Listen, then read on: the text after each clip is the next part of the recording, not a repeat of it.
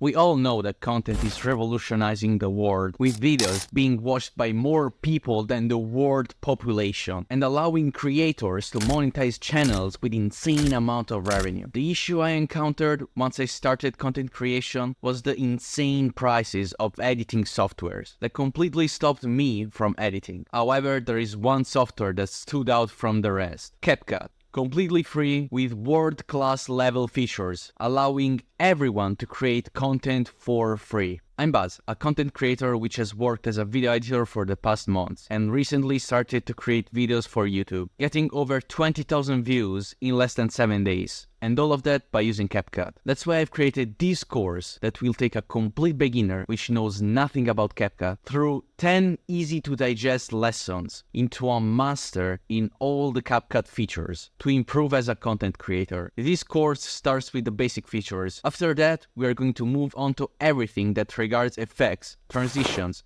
music and sound effects. And no, this is not going to be just boring theory. We are then going to create 3 pieces of short form content to dive deep into practical workflow of content creation. We are then going to end this course with an amazing 30-minute dedicated masterclass on color grading by going from the absolute basics to the advanced features. And as a bonus, you will get access to my exclusive editing pack, which contains the sound effects, trending glowing icons, the overlays used for the color grading in the course, and the most trending burn and Ali Abdaal paper style transitions. So ladies and gentlemen, I can't wait to see you in the first lesson, where you will learn everything regarding CapCut from start to finish. Welcome to this class project. For this project, I will ask you to create a short video of less than 60 seconds, use a ratio of 9:16, as I will explain later in the course, which can be of any topic of your choice, as long as it's a short video of around 60 seconds. You're then going to export it, and you're then going to import it on Google Drive by right-clicking, File Upload, and as you can see, it's right here. You double-click on it, and it's going to upload right here on the bottom right corner. Once you are done uploading, you will see right here on the bottom right corner, one upload complete. And then you will right click on your video, click on share once again. And then you will click right here, instead of restricted, anyone with the link.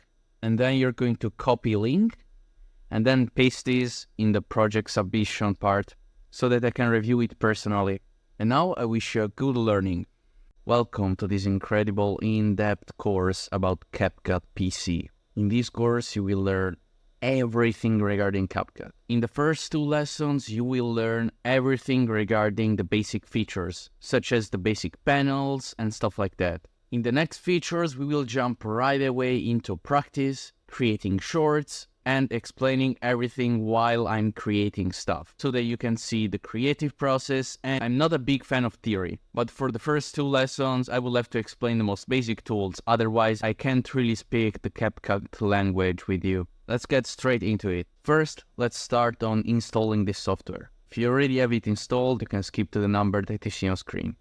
Otherwise, you go on the search bar on Google and you either copy and paste this, or you check the Word document that is in the attached file in this course, and in the Word document you will find the exact steps to install the video editing software and the links. So we hit enter, and we are now on the CapCut interface. Now we can either click download for Windows, or if you have Mac, you go up here, download for Windows/Mac, or for mobile, if you're from mobile. You can also go in the Microsoft Store.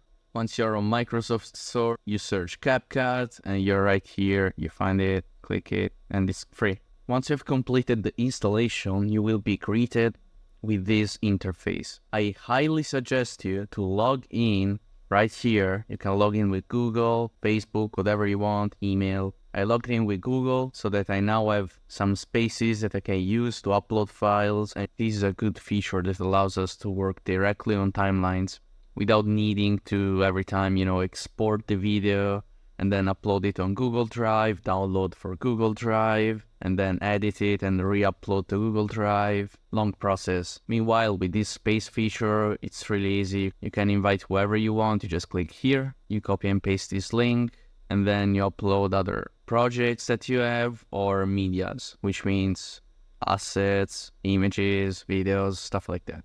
Now we go back to the home here, and to start a new project, we are going to simply click on New Project. Once you start a new project, the first thing that you need to do is on top, you see this number, which is the month of the creation of the project and the day. I highly suggest you to change this to whatever you prefer, because once you will start to have 10, 20, 30 projects, it's going to be hard to remember which one is which if they're all named 2021, 2022, 2023, stuff like that. Once we have done that, let's look at the panels that we are presented with. So the first thing that we will do is analyze how the media panel works, which is the first one. So the first thing that we can do is click on import. I've chosen the clip that I want to add. This is a 47-minute from Alex Hormozi, which is a guy that talks about business. And in this course, we're going to edit a part of that video in order to gain some practice. Before getting too specific, let's talk about the timeline, which is this panel right here, the one below. To show you how to use this, I will first drag this clip right here. And this is how it works. So the first thing that we have is 4 kind of tools, which is select, split, select leftward and rightward. Right now we are on select, which is the normal mouse icon. And what this basically allows to do is to drag the stuff around. As you can see right here, I just select the stuff and move it. The splitting tool allows you to split the clips in different parts. And then if you want, you can go back to the select tool and move it around as you prefer. And then we have the select leftward, which means that it selects all the clip on the left from where I clicked, or the select rightward, which does the same thing but for the right, as you can see. Now, out of these tools, the only tool that I personally use is select and sometimes split, but it's really rare. Because what you can do, instead of having to switch and then switch back to the tool every time, you can use a shortcut, which is Control B. And what Control B does is splitting your clip, as you can see. I highly suggest you to learn Control B. Then we have undo and redo, which I highly suggest you to learn as well, because the amount of time that you just click backspace on accident is a lot. And since you don't want to ruin everything that you have done, you just click Control Z, or you can click the arrow, same thing. I highly suggest you to learn Control Z, and boom,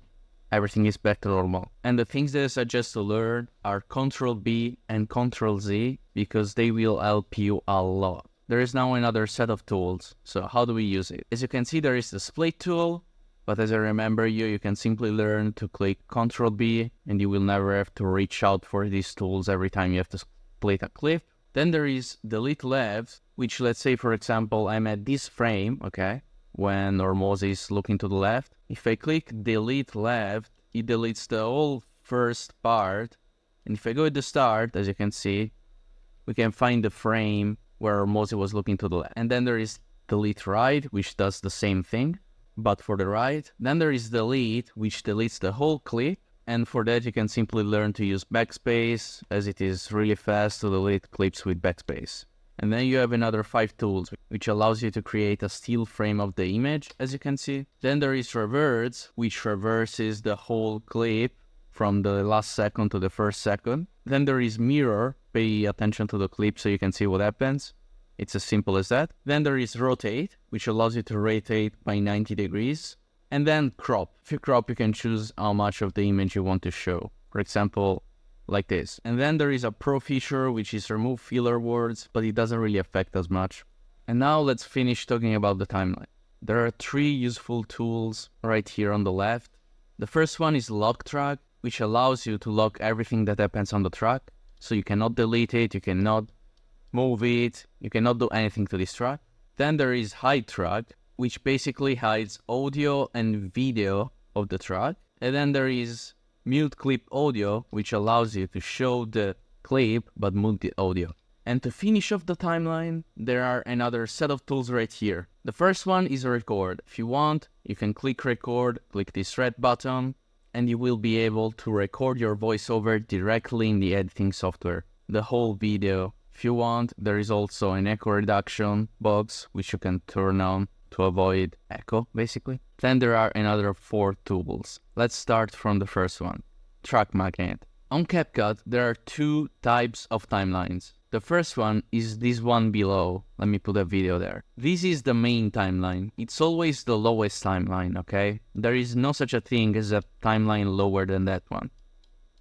As you can see, I'm trying to move it below, but it doesn't happen. Another characteristic of the main timeline is that it is always on the background. So if you put a video on top, you will not be able to see the thing below. Going back to the track magnet, here's why this information is useful. When the track magnet is on, so it is blue, if I put a video on the main timeline, doesn't matter where I put it, it is always going to be close to the first one. As you can see, I'm trying to put it here, but it just gets warped. Instead, if I remove this feature, I can put my videos wherever I want. If I turn it on again, boom, everything goes together. The second feature here is auto-snapping. Whenever auto-snapping is not on, I am never sure if the clips are close to each other. So for example, let's say I move this clip close. As you can see, they look like they're together, but if I zoom in, there is a black hole here. And we don't want that. That's why we turn on auto-snapping, which allows you to snap. You see, it creates that blue line that makes you understand that the clips are now aligned. Then we have turn on or off linkage. Linkage is the ability to link either clips or audio to a certain clip. And I usually suggest to have this off. And here's why. If I remove this clip, I don't necessarily want this text to go out because maybe I need it for something else. So if the linkage is off and I remove the clip, the text remains. Instead, if I turn on linkage and I remove the clip, the text is going to disappear, as you can see. So I usually leave this off because I don't like the idea of text disappearing with my video. And then we move on to preview axis. With preview axis on, as I scrub through the timeline, as you can see, the video is moving on top of the player panel. Instead, if I turn this off, the yellow line disappears and no video is shown. And this is a really good feature, although if you have a really bad hardware, a really bad PC like me, once you start to add color correction, transitions, effects, text, audios, everything, and the project starts to become big, I suggest to turn this off as it makes you lag, but you will figure it out on your own. Don't worry about it. And then we move on to the player panel. In the player panel, if I click play, you're going to see everything that is happening on the screen. You can also choose how much you want to zoom in or zoom out, the ratio. So this is, for example, for a long form video. This is for a short video. You can even do customized if you want. You can click here and go full screen. And then you can also click on the burger bar where you get three options. The first one is the color oscillop, which I don't suggest you to use because it is really advanced and it doesn't give you that useful of an information anyway. Then we have preview quality, and you can choose between two. The first one being smoothness and the second one being screen resolution. I usually go for performance priority as I'd rather the clip be smooth. And then we have export still frame, which if I click will allow me to take a screenshot of this little screen here and save it in whatever folder I want. Then we have our inspector panel, which is extremely useful, but we're going to talk about it in the next lesson. So here we are. I've chosen 5 minutes of the whole presentation from Alex, and we are going to edit this part. And in this lesson, we are going to learn how to use this player panel, which is the inspector. I'd like to clarify a couple of things that I didn't say in the last lesson because I simply forgot, which are how to zoom in and out of the timeline. And the command to do it is you hold Control or Command if you're from Mac, and you use your scroll wheel, and that allows you to do it quicker. So I'll do that a bunch of times. And then if you ever forget about a shortcut, you can find it right here. There is an entire list, and you can also change them if you want. I highly suggest you to leave everything on default, because if you have the same shortcuts as default, doesn't matter what PC you're editing on or web version, you will not have to reset every time all the shortcuts, etc, etc. Therefore, I highly suggest you to leave everything on default. And now let's get on this inspector panel. On the first part, the video part, you can see 4 options right here. So let's start with the first one. On basic, you can see the scale, so how much the image is zoomed in, the position, so how far to the right, left, top or bottom the image is, And you can always change these numbers also by using the handles right here or by moving the image like this. And for the rotate, you can either use this one or type a number.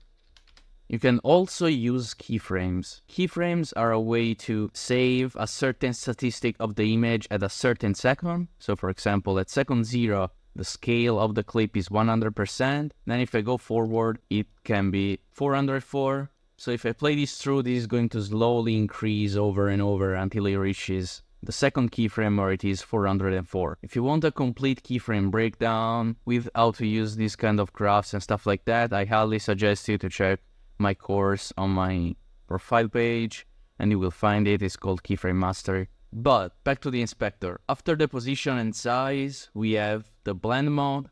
To show you the blend mode, I've bring in a couple of gradients, and here's how they work. When you use the blend mode, you basically decide how you want your image or video, in this case image, to interact with the other videos of image. So if the blend mode is normal, this is going to show normally above it, nothing changes. But you also have a lot of more options. For example, brighten, which basically allows the white light from the image to come, but the black light is ignored. You can do the opposite with darken. As you can see, the dark light comes and the white one is ignored. The best blending modes are overlay, which is really good for color grading, and we'll get to that later. And then also screen. The screen blend mode is useful if, for example, you have something like this, a black screen, and in the center of the image there is an image or a video. Basically it's screen and all the black stuff disappears, so you can put the art, for example, on the bottom, and this is how it looks like, simply by blending it on screen mode. And then you can also find other ways of blending your image, but they are not really necessary for anything, so I'll just skip them. We have also opacity that we can use depending on how much we want to show our image, 0 being not showing. And you can play with this to create some fade-ins, for example, with also keyframes. Then we have the stabilize. What this does is removing the camera shakes that might be there because the cameraman was an amateur or the camera wasn't stable and it was moving. There are 3 different levels, from a medium to a minimum to the most stable. You can decide, but in most cases you don't need this. Then we have some pro features, which we're not going to go into. We have motion blur that allows you to add blur to a moving image. This is a really good addition that just got added. You can see while he's moving that there is some blur. And if I toggle it off, you can see clearly disappears. This is a really good addition by CapCut. And then we have canvas. That is a really useful feature. If, for example, your clip is on a 9x16, but your clip is 16x9, what you can do is you apply canvas. Let's choose this one. And as you can see, you have a playing clip in the background which is blurred out. You can decide how much you want it blurred. And I want to make clear that this feature is only available for the clips in the main timeline. If I have this other clip, for example, and I go at the bottom, I will not see the canvas option, but I will see layers. And let me explain what layers are real quick. To show how layers work, I got 3 different colored screen so that you can clearly see the difference. The third layer is the one that you see. So if I want to move this layer backwards, I will click either 2 or 1, and another one is going to be on layer 3. So right now the red screen is on layer 3, as you can see. If I put this in layer 2, the white screen is going to go on layer 3. That's as simple as that. If I put this in layer 1, the red screen is going to appear, as you can see. And now, since the yellow is in layer 2, if I go on the red screen and put layer 2, it is going to switch with the yellow. That's as simple as that. You can use this feature if, for example, you want to put a smaller screen and a larger screen on the background. So if right here I wanted to put this kind of image as a face cam, for example, like this, I simply could. And the rest of the video could be the image, or if I'm making a gaming video, it could be the gaming gameplay. And on the top, you can see the face cam. And now that we have covered every single feature of the basics, let's go on the cutout. In the cutout, you can find some really good features. The first one is chroma key. Chroma key is really useful if, for example, you want to remove a green screen. which are clips that are specifically designed for this feature, and you can find them for free on internet, on YouTube for example. I usually look them up there. You click on the green screen and then you choose your strength, and if you have some parts where, as you can see, it's getting kind of ruined, you can apply a bit of shadow and play with the controls until you have what you want. And now, as you can see, we have a complete image with the background removed, which is perfect. If we don't have a green screen, we can also use auto cutout, which only works for people. So if I click on it, it will process, and as you can see, we have the same results. Although I usually prefer the green screen because, as you can see, there are some parts which aren't perfect. We can now move on to the masking. How does masking work? It's fairly simple. You click on the masking option that you prefer. So for logos, it is usually circle. To give you an example, but just for the sake of doing this, I'll click on horizontal. And this basically allows you to cancel a certain part of the clip. For example, if I want only to show the first part, and then you can use a bit of feather to smooth things out. As you can see, you can also create a really cool effect with this. If you put it all the way below and you apply feather, you're going to create this kind of effect where it is slightly black, and this is really used in content creation, especially short form content. And also when subtitles appear from the bottom, there is usually this kind of feather effect. You can also use this normally to, for example, split a clip perfectly in the middle and make, for example, a comparison. There are also other kind of masks. You can also use the circle, for example, for face cams if you want. As you can see, you can do whatever you want with this kind of masks. You can also, if you want to cut out a specific part of the image, for example, I have this end, but I don't want it to show, I can click on reverse mask, and it is going to show everything but the end. I can move it, and as you can see, it has hidden the end. I could use it, for example, for something like this. As you can see, there is a mask, and there is the character in the middle. And then we have enhance, which allows you to enhance the faces in your image. For example, this one was identified. And you can choose smoothness, brightness. You can also change the face, make it slimmer, bigger. You can shorten the face. There are also a lot of controls for the body. For example, you see, slimming the neck. I don't usually play with this as I like to keep the people that are talking real. I don't like to modify their physical appearance. I don't think it's right, but you can do whatever you want, of course. Let's talk about the rest of the parts of the inspector tool. The second function here is the audio. Now, the audio is pretty self-explanatory. You can raise it, you can lower it, you can use keyframes to add custom volume. You can fade the audio in, as you can see right here, or fade it out, as you can see here. You can use noise reduction, even though it doesn't work really well. I highly suggest to use Adobe Podcast. It's a free AI software that allows you to enhance every single audio. You can use vocal isolation, even though it's a paid feature. You can use this feature if, for example, there is someone talking over some kind of music. You can use this feature to type keep vocal, and it's basically going to remove the music and keep the voice, or vice versa if you click remove vocal. You cannot export the video if you use this feature, but you can re-record your screen using a software like OBS and then re-import what you recorded. And then we have channels, which is a feature that we want to use. Then we go on speed, and this is a pretty important part. So when it comes to speed, there are 3 ways to control the speed of a clip.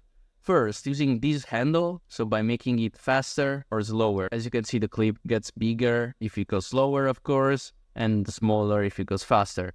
You can go up to 100x. Usually the max you should go is 10x, because otherwise you can't really see what's happening. And then there is another way to control the speed. If you want it to fit an exact time frame, for example, if you want it long exactly 5 seconds, you can use this arrow right here, and it is going to tell you the exact speed that you need to have a clip that is long 5 seconds. In this case, it's 7.8 speed. You can also change the voice tone so that it doesn't sound weird, but that's up to you. And then the third way to control the speed, which is the best one, is by going on curve and choosing a speed ramp. Regarding speed ramping, there are these 6 pre-made presets, which are pretty good. I usually use this one and modify it if I need to. For example, I can go with something like this, and I've recreated something like this ear time, as you can see. It's completely customizable. What this does is, as you can see, the speed goes up here, and then it slows down, and it's currently slowed down. And then it slowly keeps going and keeps improving its speed until it gets to 1 speed again. And this is normal speed. This is really useful for transitions and stuff like that. Just make sure to use smooth slow motion, because as you can see here, it looks like it's frame lagging, you see? Instead, if you use smooth slow motion, especially optical flow, it is going to be way smoother. Here's what it looks like with some optimal flow. As you can see, there is this kind of motion blur and it looks way smoother. And now let's move on to animation. Animation is one of the most useful parts of the inspector tool, as it allows you to add in transitions, out transitions, and especially combo transitions. We will use them later to create some cool graphics. So don't worry about this, we'll come back to them. Regarding the in and out transitions, there are some like the fade in. You can decide its length, and once you put the fade in, this is what happens to the clip. It slowly fades in, and it's of course the same for the fade out. And combo transition basically happen for as much as you want. If I were, for example, to choose this flip forward transition from the combo ones, as you can see, it is doing this kind of thing. And it doesn't really work out for long videos like this. Now, here there is a part for motion tracking. I've tried to use this multiple times when you start to track an object, either with text or you try and make the position track. But I've never had success with this, as it doesn't really work great. It doesn't follow what you tell him to. So my suggestion, if you don't know how to track with keyframes, again, I made a course on keyframes. They're one of the most useful tools ever. And then we get to adjustment, and in the adjustment panel, there is all kind of color correction.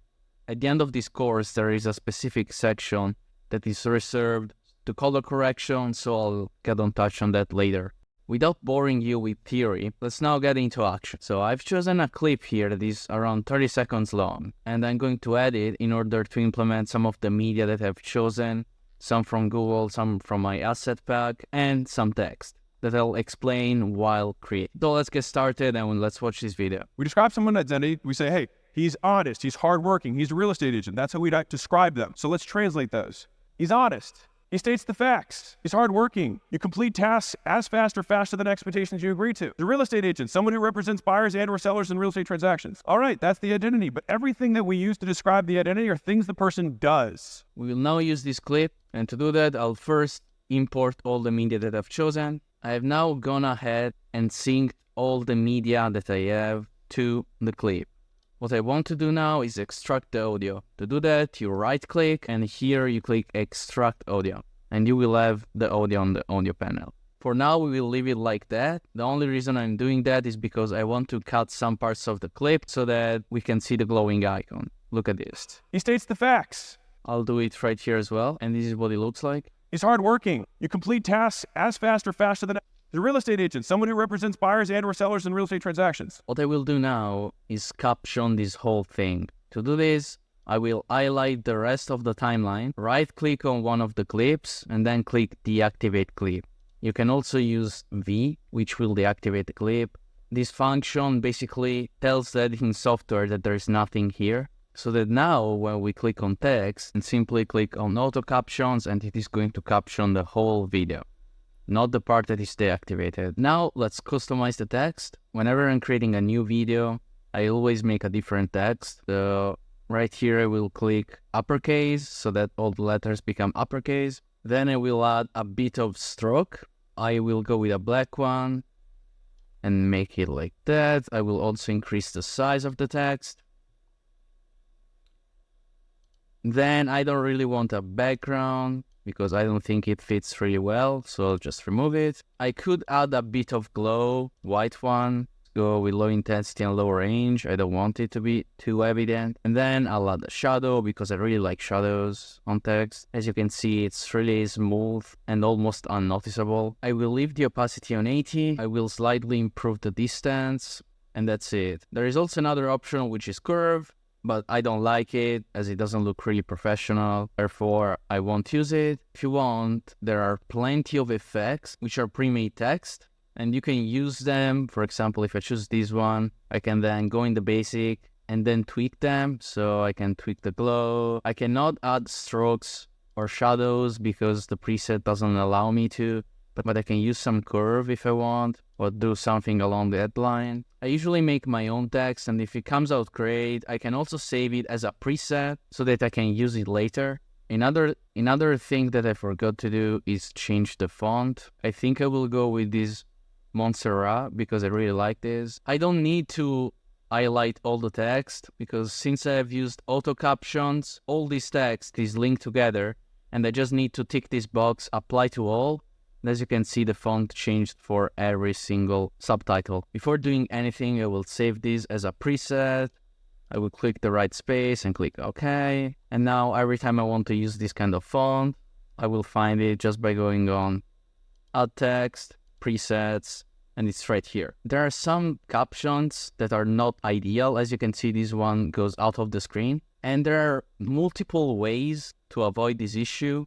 One of them being remaking all the captions manually, which is the longest and I don't suggest. One of the fastest one that allows you more control is going on captions.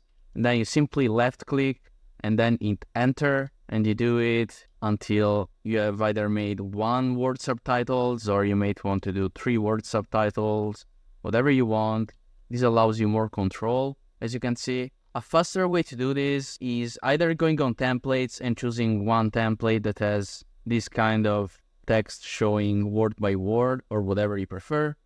Or you can go on animation, you go on captions, and you click on bounce out. And if you see now, you can put this in the middle. It's a real estate agent. That's how we describe them. And as you can see, just by putting that kind of animation, we have 1 word subtitles. So let's translate. This only applies to the subtitle that we applied the animation to. If I want the effect to be applied to the whole captions, I can highlight all of them, animation, bounce out, and this is what it looks like. He states the facts. I am not going to use the bounce out though, because I don't want 1 word subtitles. I want combinations that are more engaging, so I'll go ahead and click on none, go back on captions, make around 2 word subtitle. Now that we have the subtitles made of 2 words max, what I'm going to do is go ahead and cut all the A-roll. I forgot to explain what the A-roll is. The A-roll is the main footage. In this case, Alex talking with his presentation, where there is the presentation and there isn't Alex. I'm using the left and right keys to move frame by frame. I'll just cut, go forward, and there we go. We now have only these 3 parts of A-roll. Therefore, we will have to fill this space and this space. Meanwhile, for this space is a bit easier because we have this kind of media.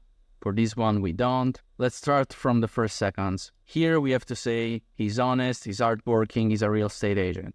The way we're going to fill this black space is going to be by adding a background, and then I will slightly modify this text. So the first thing to do is uncheck apply to all so that we don't ruin the whole captions. And now we click 1 point so that it looks like it's the first thing on the list. We put it here, and then I think a good color for honest is green since it is a good quality. So we put honest. We can also change the color of the one if we want to. Let's see if we manage to find something good. I think I changed my mind and I'm going to keep the one colored yellow and the quality is colored white. So let's stick with that for now. Then we move this upwards and we make it long until the end of the clip. Then we have hardworking. So to do this, we go right here in the captions and they go together by hitting backspace. We put it in the center. We make it bigger. We click the 2. And then to copy the same yellow that we used before, we go right here. We highlight the 1. We copy this number right here. Then we go back. We go on 2 and we have the same yellow. Then I also want to make them aligned. So I'll do something like this. Make this a bit bigger. I will also move this upwards and make it as long as the clip. I will also remove is because it's a verb and doesn't really fit well. We also have he's a real estate agent. So let's go with this. And then let's remove this part right here. So we have only real estate agent. We make it bigger. This text 3 point. We put it right here. We highlight the 3, we go color, copy and paste. And we have the same 3. So this is what we have.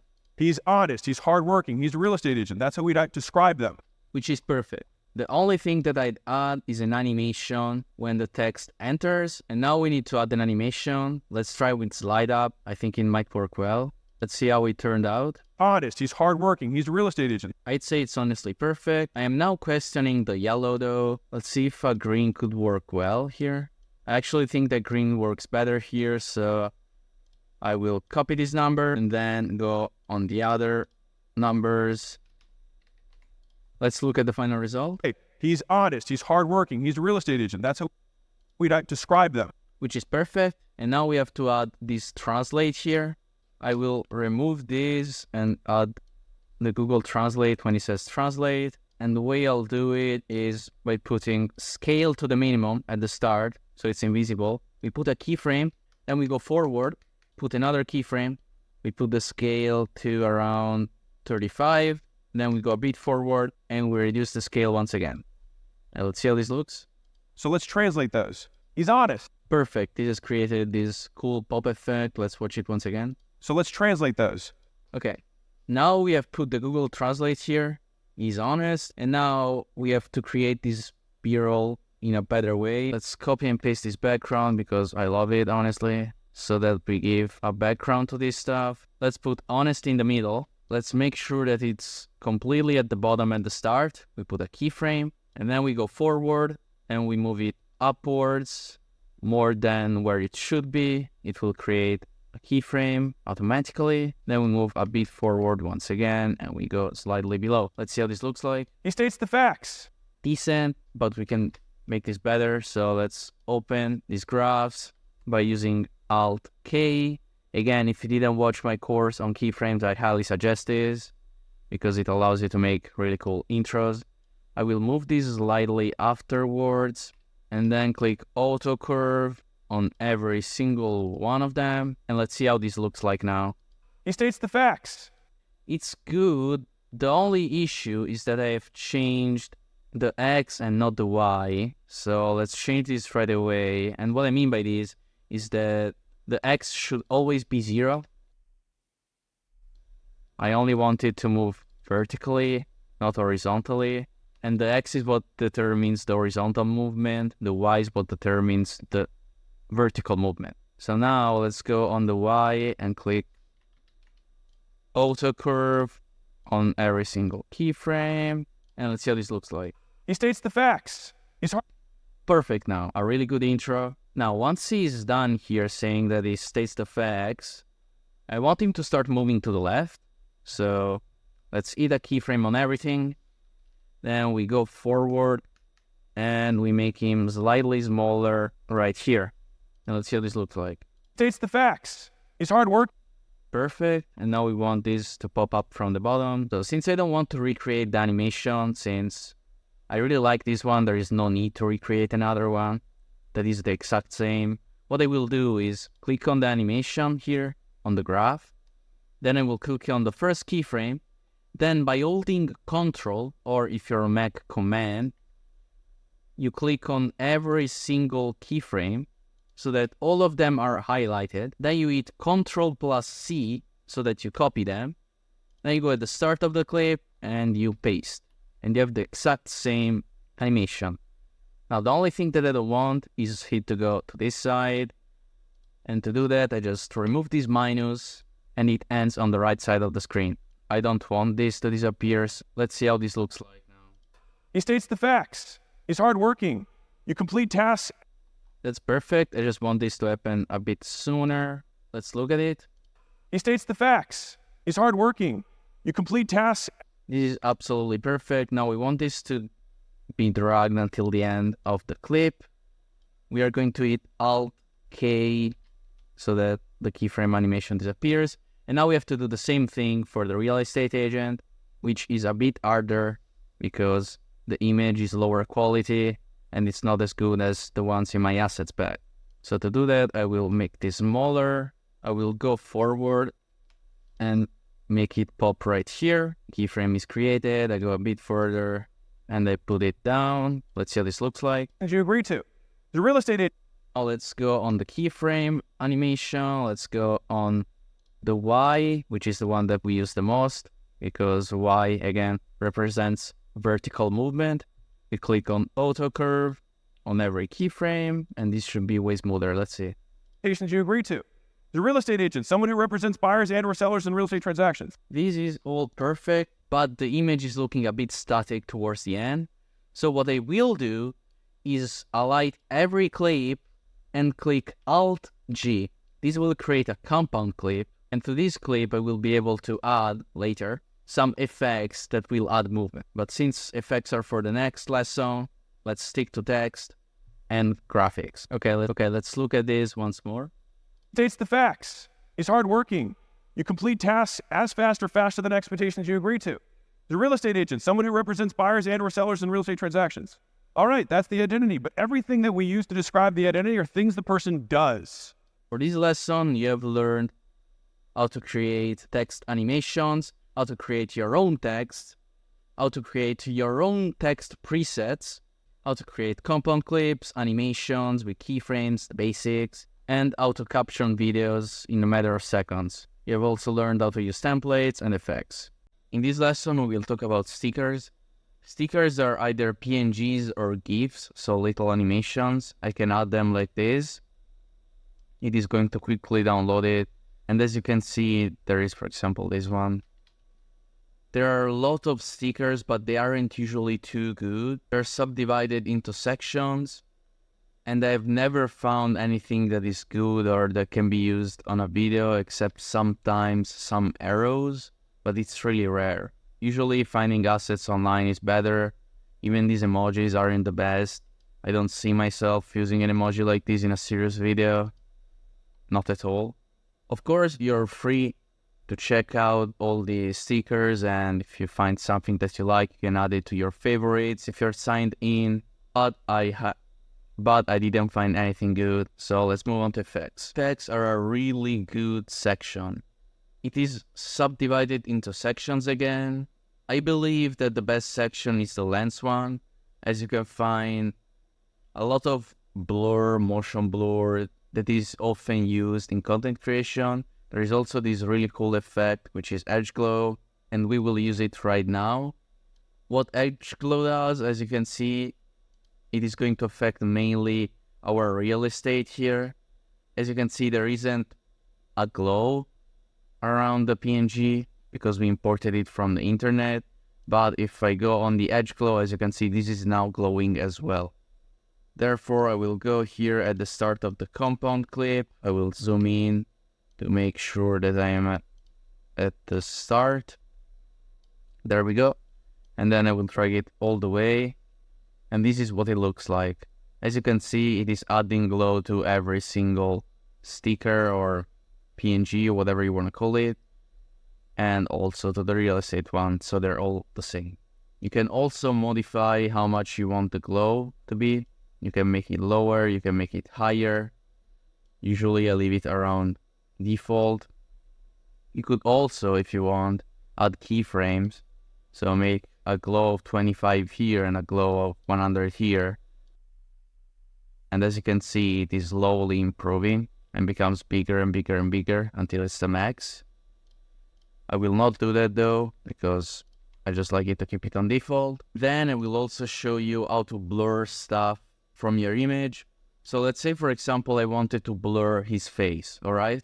This is not what we want to do in this video. I'm just showing you a practical example to use blur. So the first thing that I will do is Ctrl-C and Ctrl-V this clip so that I've copied it. The next thing that I'll do is use the knowledge that we used before for the mask and go in circle, because that's the shape that most resonates with a face. Then I will disable the one below so that I can see the face here. I will shape it correctly. I think this is good enough. And then before adding the blur, what I will do is make sure to track the mask. So what I can do is going at the first frame, hit a keyframe on position, then move forward and move this, and it's going to create another keyframe. And then I do the same thing again until I have tracked the whole image. Perfect. Now that we tracked the whole image, let's see if it's good. And it should be. As you can see, the face is always tracked. And now what do? Well, we simply add the blur effect to this image. We can choose how much intensity do we want. I think I'll go with something like this. And then we enable this one. And as you can see, the final result is this one. One of the ways to use it is not with faces, of course, but one of the best ways is if you're, for example, you're opening a folder and you want to blur it out, or if you want to blur out your personal information once you're signing in a website, you can use this kind of stuff. Usually, if you want to do this for a website or personal information, rectangle is the option that works the best because you can easily select a rectangle of personal information. For example, if there's your email here on a website, what I could do to smooth out this blur is apply some feather, for example, 2. As you can see, without a feather, you can clearly see the edges. Instead, with a feather of even 2, you can already see that it's more smooth and better. You can also adjust the feather with this handle, but I suggest using this number right here because it's easier. I just highlighted all the text. I will now move it lower. To move it lower, you move it wherever you want, for example here. And then it doesn't apply to every text, of course, because it didn't click apply to all. But I don't want to apply to all because these are also captions and all of these text would go on the same position as well. So what I will do is just move one of the text wherever I want. Then I'll go low to position, and then I want to put the Y of the text at the same amount of this one. So I will click here. It's this number. I will copy it. I will highlight everything once again. And then I will copy it right here. And as you can see now, the scale is applied to all the text. I will also add the feather I was talking about. So we go on the media panel, and there is this little thing called library. On library, there are a lot of assets that you can use for free. What I'm using right now is a black screen. This thing only lasts 5 seconds. So what you can do is go with the player head wherever you want, click edit, freeze, and now you have a frozen screen. You remove the rest, and you can expand this as much as you like. Once you have your frozen screen, you go wherever you have your background with the paper, and you make the length like that. We also copy it right here. We will use this by creating a mask, which is horizontal, flipping it, and then going around right here, and applying a lot of feather. I'd say like this is enough, so that wherever there is this background, as you can see, there is a little black here that helps the text to stick out from the background. And I will also copy this and paste it right here so I don't have to recreate the effect. Actually, there we go. And as you can see, this is what it looks like. I could also apply this to the whole video, but since Alex Hormozi has this kind of black thing already, you cannot really see it. Therefore, I'm not gonna do it. I will also show you some other really good effects. First one being neon outline. Basically, it creates a neon outline like this. I will show you the right way to use this, because if you use it like this only, it doesn't look too great. So the best way that I've found to use this is to go on a clip, for example this one, you apply the effect, then you disable all the rest, you export the clip as an MP4. Once you have exported the project, what we're going to do is bring the exported version right here, and then we're going to cut it once it ends, which should be here. We remove the effect since we don't need it anymore. And now we go on adjustment. We'll get on color grading later. But just as a quick tip, saturation all the way to the bottom, -50 is black and white images. That's all we need to know for now. And with this knowledge, we can make this effect black and white. Then we go on video. We leave the blend mode to normal. We reduce the opacity to around, I'd say 40. And then Since we don't want the background highlighted, we only want the character, we're going to go on cutout, auto cutout. And as you can see now, the only one that is highlighted is the character. I don't really like his face because as you can see, it looks like his eyes are never open. So what I will go ahead and do is go on video, mask, horizontal, turn this 180 degrees and remove his face. So this is what it should look like. Perfect. I will also fade it a bit because if you pay attention, you can see that the bird has two different colors. So let's see now. No, it's way better. And this shirt is all shiny. I like that. So that is a way to use the neon outline effect. Another function that I want to mention is this section here, body effect. All the body effect can be found in the video effects, but if you're looking for effects, especially for bodies, this is the right section to search in, as they're already all here. And there is one that I really like. You can sort them again by these sections right here. One of my favorite ones is this one. It basically does an outline around the character. I really like it when I'm creating edits, and there are a lot of ways to customize it. So how much you want the environment to be black. I usually turn this all the way down to 0 or a little bit. And then if you want the stroke to be a certain color, you can decide the strength. You can decide how long is the line. As you can see right here, it's really long. You can choose the size. I usually leave it around here at 30. Lower the range. The strength around 80, because the strength is just how bright it is. So as you can see at 100, it's really bright. At 0, it's not bright. So I usually leave it at around 80, 90, depends. And then you can choose how fast it moves. I usually make it pretty quick. Also, ideally, you want it to only, stop once it's done half circle or maybe full circle. You don't want it to continue. So you could do something like this. There we go. That's perfect. That's a really cool effect. I highly suggest you to use it. The last effect that I want to talk about is rebound swing. And that's because, as you can see, if we play this clip, it's pretty static, everyone is standing still. And there is this effect, which is really good, which is called rebound swing, that if you apply to the compound clip, is going to animate the icons. So as you can see here in the player panel, they're moving. Now, we don't want them to be synchronized as they are right now, because it doesn't look really good. As you can see, in order to make the movement not synchronized, what we're going to do is undo compound clip. And as you can see, all the clips are alone now. And we are now going to cut at around here at their keyframe where they go in their last position, around right here. And we go a couple of frames forward and we cut the clip. And we do the same for all of them. There we go.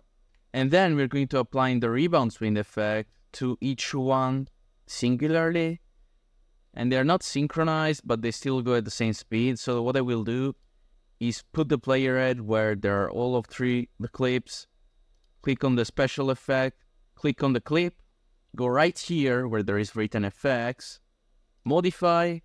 And I'll reduce the size and speed of every single one. But I will make sure that the numbers are slightly different. So something is a bit quicker, something is a bit slower. Stuff like that. They're all moving a bit too slow, so I'll put the size and the speed up of all the effects. There we go, and let's see how this looks now. As you can see, there is a bit of movement now, and the background is changing as well, so it's pretty good.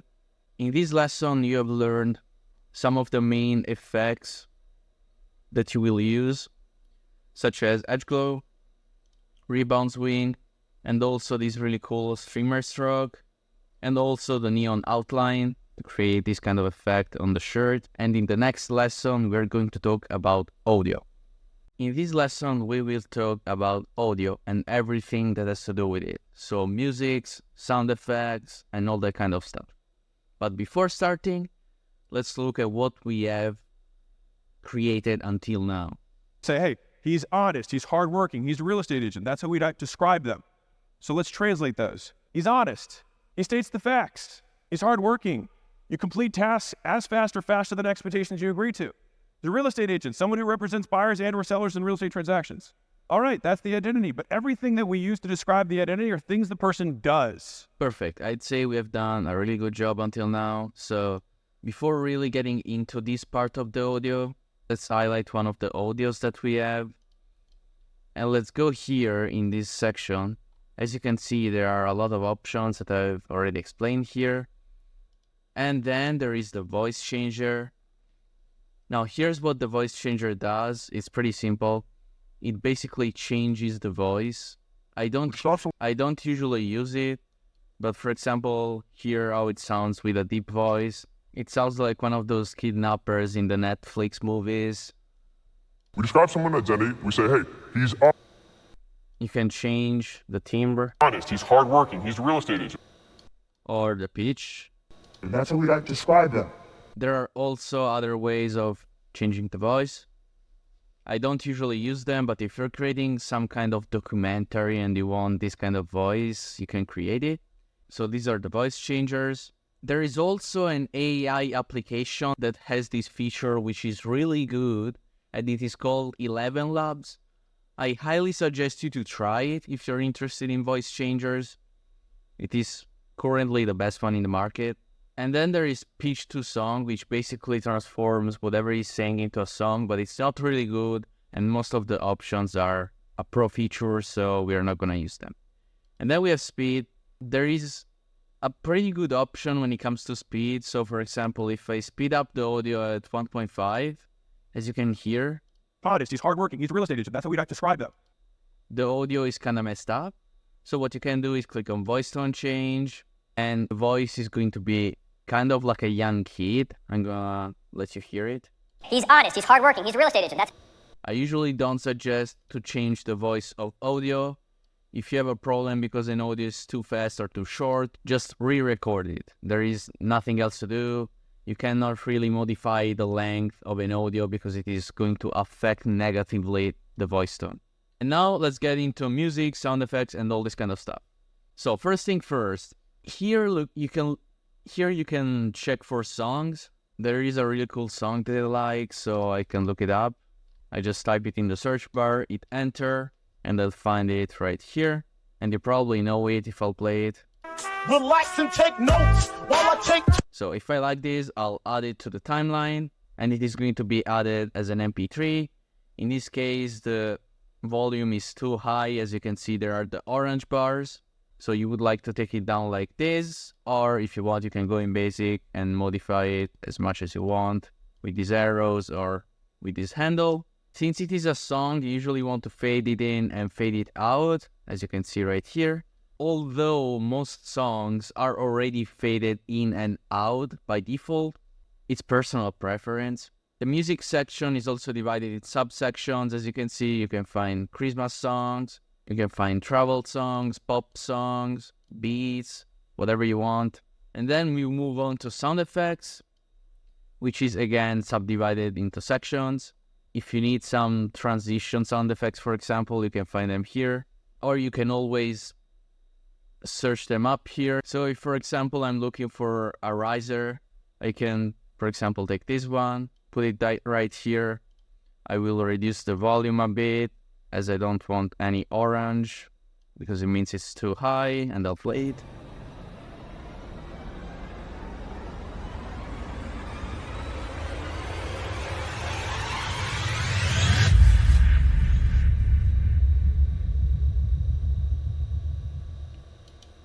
And as you've heard, we have our sound effect. I can, of course, look for every sound effect that I want. And then we have the copyright subsection, where you can check your whole video to check if you have copyrighted music for TikTok and YouTube, of course. Then there is extracted audios, which basically allows you to click import, and then you choose a file, and it is going to extract the audio and add it to the timeline. Then there is TikTok, which is a section where you can link your TikTok account and post directly on TikTok. And then there is brand music. When it comes to brand music, there's also a section of brand assets at the start. And in this section, you can add either audios or, in this case, videos in the space, which only works, of course, if you're signed in. And you can always access your assets from every PC, anywhere in the world, from the web app, mobile, wherever you want. You will not find every single song of the world in this library. That's why I suggest to go on media, local, and import some musics. If you want, you can download them from Google, because that is going to help you out. I've gone ahead and taken a music and sound effect from my assets pack that you can find in this course. I am now going to add the song first. Then I'll reduce the volume because, as you can see, there is orange, which means the volume is too high. I'll go even lower because I want Ormozy to speak louder than the song. I will cut the song here, remove the rest, and I will put a fade out until here where the new part of the song starts. So this is what we have. We describe someone's identity. We say, hey, he's honest, he's hardworking, he's a real estate agent. That's how we describe them. So let's translate those. He's honest. He states the facts. He's hardworking. You complete tasks as fast or faster than expectations you agree to. He's a real estate agent, someone who represents buyers and or sellers in real estate transactions. All right, that's the identity. But everything that we use to describe the identity are things the person does. Perfect. Let's now add some sound effects. I've gotten some paper effects for the paper that we have here and here. And then we also have a whoosh, a couple of pops, and a riser. So let's add those in and let's place them correctly. I've gone ahead and put all the sound effects here. Since this is the same sound effect repeated over and over, I will go ahead and create a compound clip so that I can reduce the volume of every sound effect just by reducing it of the compound clip. I will add a fade out because I think it fits pretty well. I will reduce this pop sound a bit, and then I will let you hear. Just keep in mind that here we have a riser at the start. Risers are usually used in the hook. You will recognize this sound effect as soon as it plays. Then we have some paper crumble effect every time a subtitle comes in. We have a whoosh for this light effect. We have a pop for the Google Translate. And then we have this crumbling paper for the paper in the background right here. Let's play this. We describe someone's identity. We say, hey, he's honest, he's hardworking, he's a real estate agent. That's how we describe them. So let's translate those. He's honest. He states the facts. He's hardworking. You complete tasks as fast or faster than expectations you agree to. He's a real estate agent, someone who represents buyers and or sellers in real estate transactions. All right, that's the identity. But everything that we use to describe the identity are things the person does. Perfect. We now have our audio setup, our song, and our sound effects. Therefore, we can move on to transitions. We have now almost completed this creation. We now just need to add the transitions. In this lesson, in fact, you're going to learn all the ways to add transitions to your videos and some of the best ones. Let's get straight into it. There are 3 ways to add transitions. First one is going into the transition panel. Here you can choose between hundreds of animations. Some of the best ones are in the glitch section. For example, if you add something like color glitch, this is what happens. We say, hey, he's honest, he's hard. And I think I'll actually keep it. I'll maybe turn duration to 0.3. Let's see how this looks. Identity. We say, hey, he's honest. I really like this. There are also a lot of other glitch transitions which I really like. But for now, let's stick to this. Other way of adding transitions is by clicking on the clip, going on animation, then adding animations in or out. So for example, if I want to add a fade animation here, I have 2 ways to do it. One is going on the black fade animation right here in the transition panel. So this is what it looks like. That's how we describe them. As you just saw. Or the other way is to go on the clip, animation out, fade out, and there you go on the next clip and you add a fade in. And this is what it looks like. Estate agent, that's how we describe them. As you can see, the text doesn't fade out. If I wanted to fade out, I would have to go on animation, out, remove the animation that I have, click on this background, go on the text. By holding Control, I'll highlight all of the text, then highlight this thing as well, always by holding Control. Then click Alt-G so I create a compound clip. And now if I go on animation and click fade out, this is what it looks like. He's hardworking. He's a real estate agent. That's how we just... As you can see, everything is fading out. And the third way to add animations is by doing it manually. And by manually, I mean you go right here in the clip and you play with opacity keyframes so that it slowly disappears. You can again recreate the compound clip. And this doesn't only apply to opacity, but also to these other kind of transitions that I will actually use now. These transitions are going crazy on TikTok and Instagram. Everyone is using them. They're called burn transitions. I have, I think, around 40 in my editing pack and 40 paper style transitions like Ali Abdal. I highly suggest to check them out and download everything that you can. And basically you add this in between the clips. There is already the sound and this is what it looks like. That's how we describe them. So let's Perfect. I will make a compound clip. I will make a compound clip of this thing as well so that the burn transition goes on top. He's a real estate agent. That's how we describe them. So let's translate. That's perfect. We have the burn transition plus the whoosh effect. Now we move on to the paper. I will add another burn transition. So I'll go again and create a compound clip right here. Highlight everything that we have, especially at the start. Alt-G, create a compound clip. And let's see how this looks like. Honest. He states the facts. He's hardworking. You complete tasks as fast or faster. Actually, I'll change the burn transition to another one. I actually realized I have to lower this a bit. Let's see how this looks like now. He's honest. He states the facts. He's hardworking.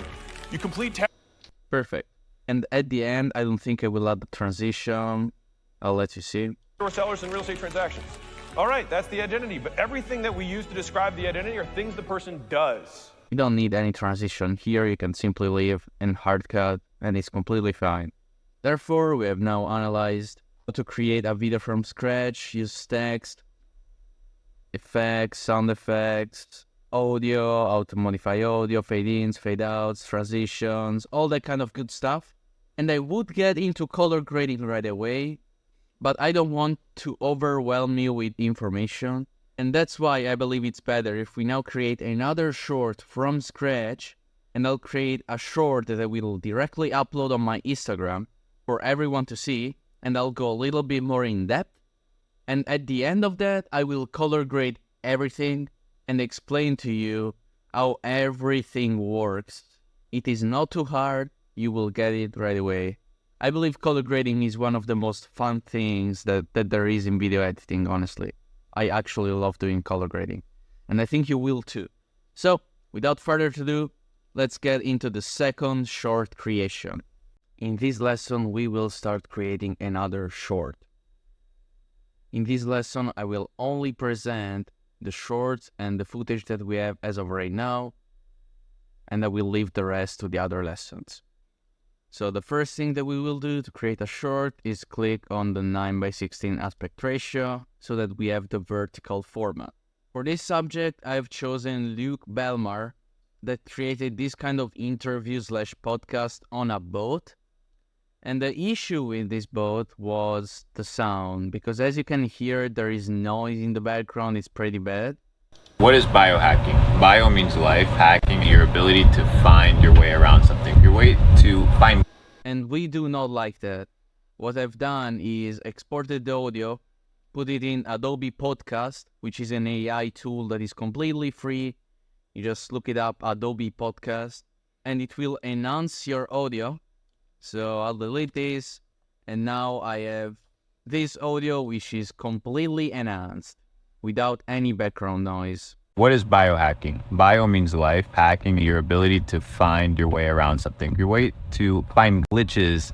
So as you can hear, the audio is now clean. Removed the silences and stuff like that. And we now have a 42-minute video. First thing that we will do is resize the clip. So I'll go ahead and scale the clip and put Belmar in the center. And I'll do this for all the clips. This process would have been way easier if you did it before cutting the clip. However, it's not that long anyway.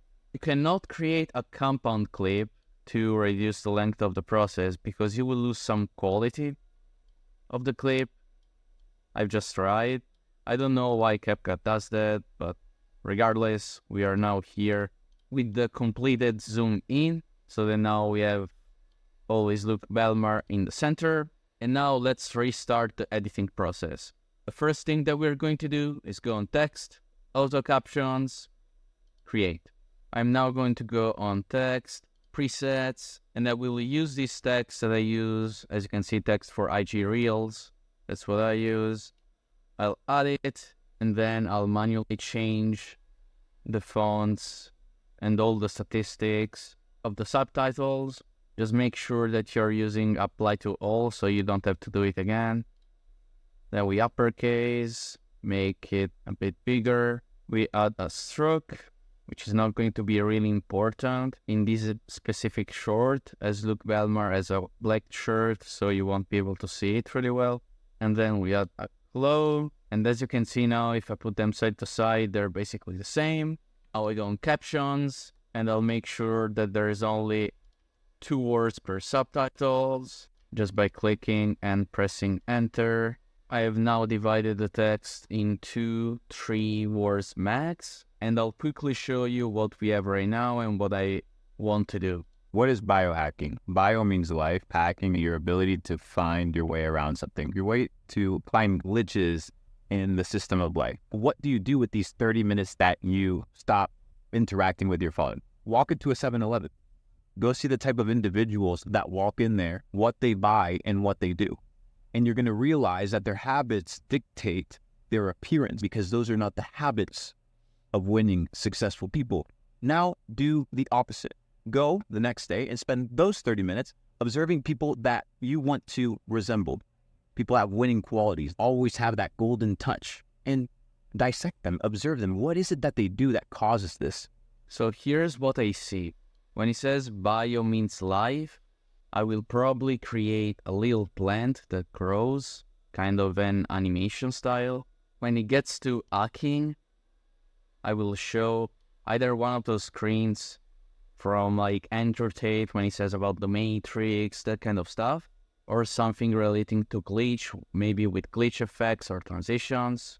Here when he says, what do you do with these 30 minutes that they stop interacting with your phone? I will show a clock spinning that resembles 30 minutes and probably a phone getting away or something similar. When he says walk into a 7-Eleven, I'll probably show some B-roll and maybe an animated person entering. Here when he talks about the type of individuals that walk into a 7-Eleven, I will show probably a B-roll of a fat guy generated with AI, because that's what Luke Belmar means. He's saying that people don't have good habits while walking to a 7-Eleven. And when he says what they buy and what they do, I will make sure that the fat guy generated by the AI either as popcorn or Coca-Cola or foods that are usually linked with bad habits, Netflix, stuff like that. Then he says, now do the opposite. So I'll probably flick an image of maybe a 7-Eleven. When he says about that golden touch, I am thinking about doing something really cool with color grading, which is getting a finger or a hand basically with the fingertip that is golden, and then it touches Luke Belmar and it becomes completely yellow/gold, that color. I think that would be really great. And dissect them, observe them. What is it that they do that causes this? Now that we have our ideas, let's get straight to work. What I usually do with shorts, I first fix the video, so I get all the clips, and then I put music and sound effects only afterwards. I've gotten the clips that I will use, and before starting to add everything, I want to give you a quick tip. If you want to do something like me, where you take a clip from a podcast, I highly suggest you once you have cut the clip and enhanced the audio, to export whatever you have, like I did, and then re-import it so it's a 43-second video instead of an hour podcast, because otherwise your PC is going to lag unless you have a really good hardware, and this is going to smoothen and make your workflow faster. So we said that here we're going to add a plant clip. This plant clip was created using an AI image generator. If you're interested in learning more about this, I've created a course about a free AI image generator called Leonardo AI. It's on my profile. And then I've taken this image and put it into Kyber AI, which is another software that creates videos out of images. And this is what it created. I do not want to use this whole video. I want to use it until around here, so I will cut it and remove the rest. And then I will check when I need to make it start. And then right here, Luke Belmar says hacking, and that's where this icon screen enters in place. I will check for a moment where there is a lot of stuff written on screen, because I don't really like this part where it still has to write. So I will go around here, Control B, I'll take a big chunk, 12 seconds, remove everything else, make this bigger, centered. Then I will click on the blend mode screen so that the black part of the screen isn't shown. I will add a fade in animation of about 1 second. Bio means life. Hacking, your ability to find your way around something. This is good. I want the text to go faster though, so I'll put the speed at around 3x. Then I want it to end when the plant scene ends, right here. Bio means life. Hacking, your ability to find your way around something. Here, where it says glitches, I will create a really cool effect, which you will see in a second. So first, we import this amazing green screen of the matrix. Then I will put screen once again. Then I will copy this clip and paste it right above. I will go on cutout and click auto cutout so that CapCut automatically cuts out the person in the screen, for example, Luke Belmar in this case. And then I will put this above the matrix clip, and let's see how this looks like. On something. Your way to find glitches in the system of life. What do you I want this to fade in as well. I think 1 second is good. think? Your way to find glitches in the system of life. I think this is perfect. I've also gone ahead and added a bit of fade out so that it's more smooth, the ending, and a keyframe at the start on the scale at 317, and at the end at a 500. So this is the final effect. Way to find glitches in the system of life. As you can see, constantly zooms in, fades in, and fades out. Perfect. And now Luke says, what do you do with these 30 minutes? So we will add the clock here. I'll make it really big, and I will redo the same thing when I copy, paste the clip, cut out, auto cut out, so that the clock is behind him. And I will also add a screen so that the clock doesn't cover the couch. So this is what it looks like. With these 30 minutes that you stop interacting with your phone. Which is decent, but I don't like how it appears from nowhere. So what we will do is make the clip slightly longer and start a bit earlier. We add a keyframe at the start, and we put it down here. We also put a keyframe on opacity at 50, and then we go right here. I want a keyframe on opacity at 100, and a bit further, I want the clock to be right here. Then I will click Alt-K to open the graphs. Again, if you want a detailed course on keyframes, I made one specifically. And we go on position and size. We go on the Y, which is the main thing that we changed. We click on auto curve here and here. And this is what it looks like. Let's see. Too bad, as you can see, it comes from the bottom. But I also want it to get out like that. I will copy this keyframe and go at the end and add it here. And then I will also copy this keyframe and I will add it around here when I want it to disappear. So let's see how this looks now. minutes that you stop interacting. I'd say it's perfect. In fact, I'll also move this closer. Let's see. Minutes that you stop interacting. This is good. I just wanted to start a bit earlier. And this is the final result. Some of play. What do you do with these 30 minutes that you stop interacting with your phone? Which is pretty good. I will now close again with Alt-K. You can also, if you want, click right here with the right click and click like this, whatever you prefer. And now it says walk into a 7-Eleven. I got a 7-Eleven right here. Then here at the 7-Eleven, I will zoom completely in, go at the left here, all the keyframes again, and go at the end and add another keyframe, but this time it's going to be on the right. So this is what it looks like. Walk it to a 7-Eleven. It goes a bit too fast, so I'll go right here again in the graphs and smoothen it out so that now it's more smooth at the end, at the start. It should be faster in the middle. Let's see. Your phone. Walk it to a 7-Eleven. Go see the Looks way better.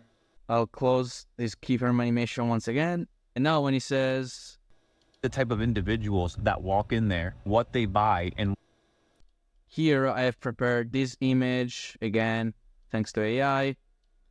I will zoom in, put it like this so that you can't really see this remote, which was generated on accident.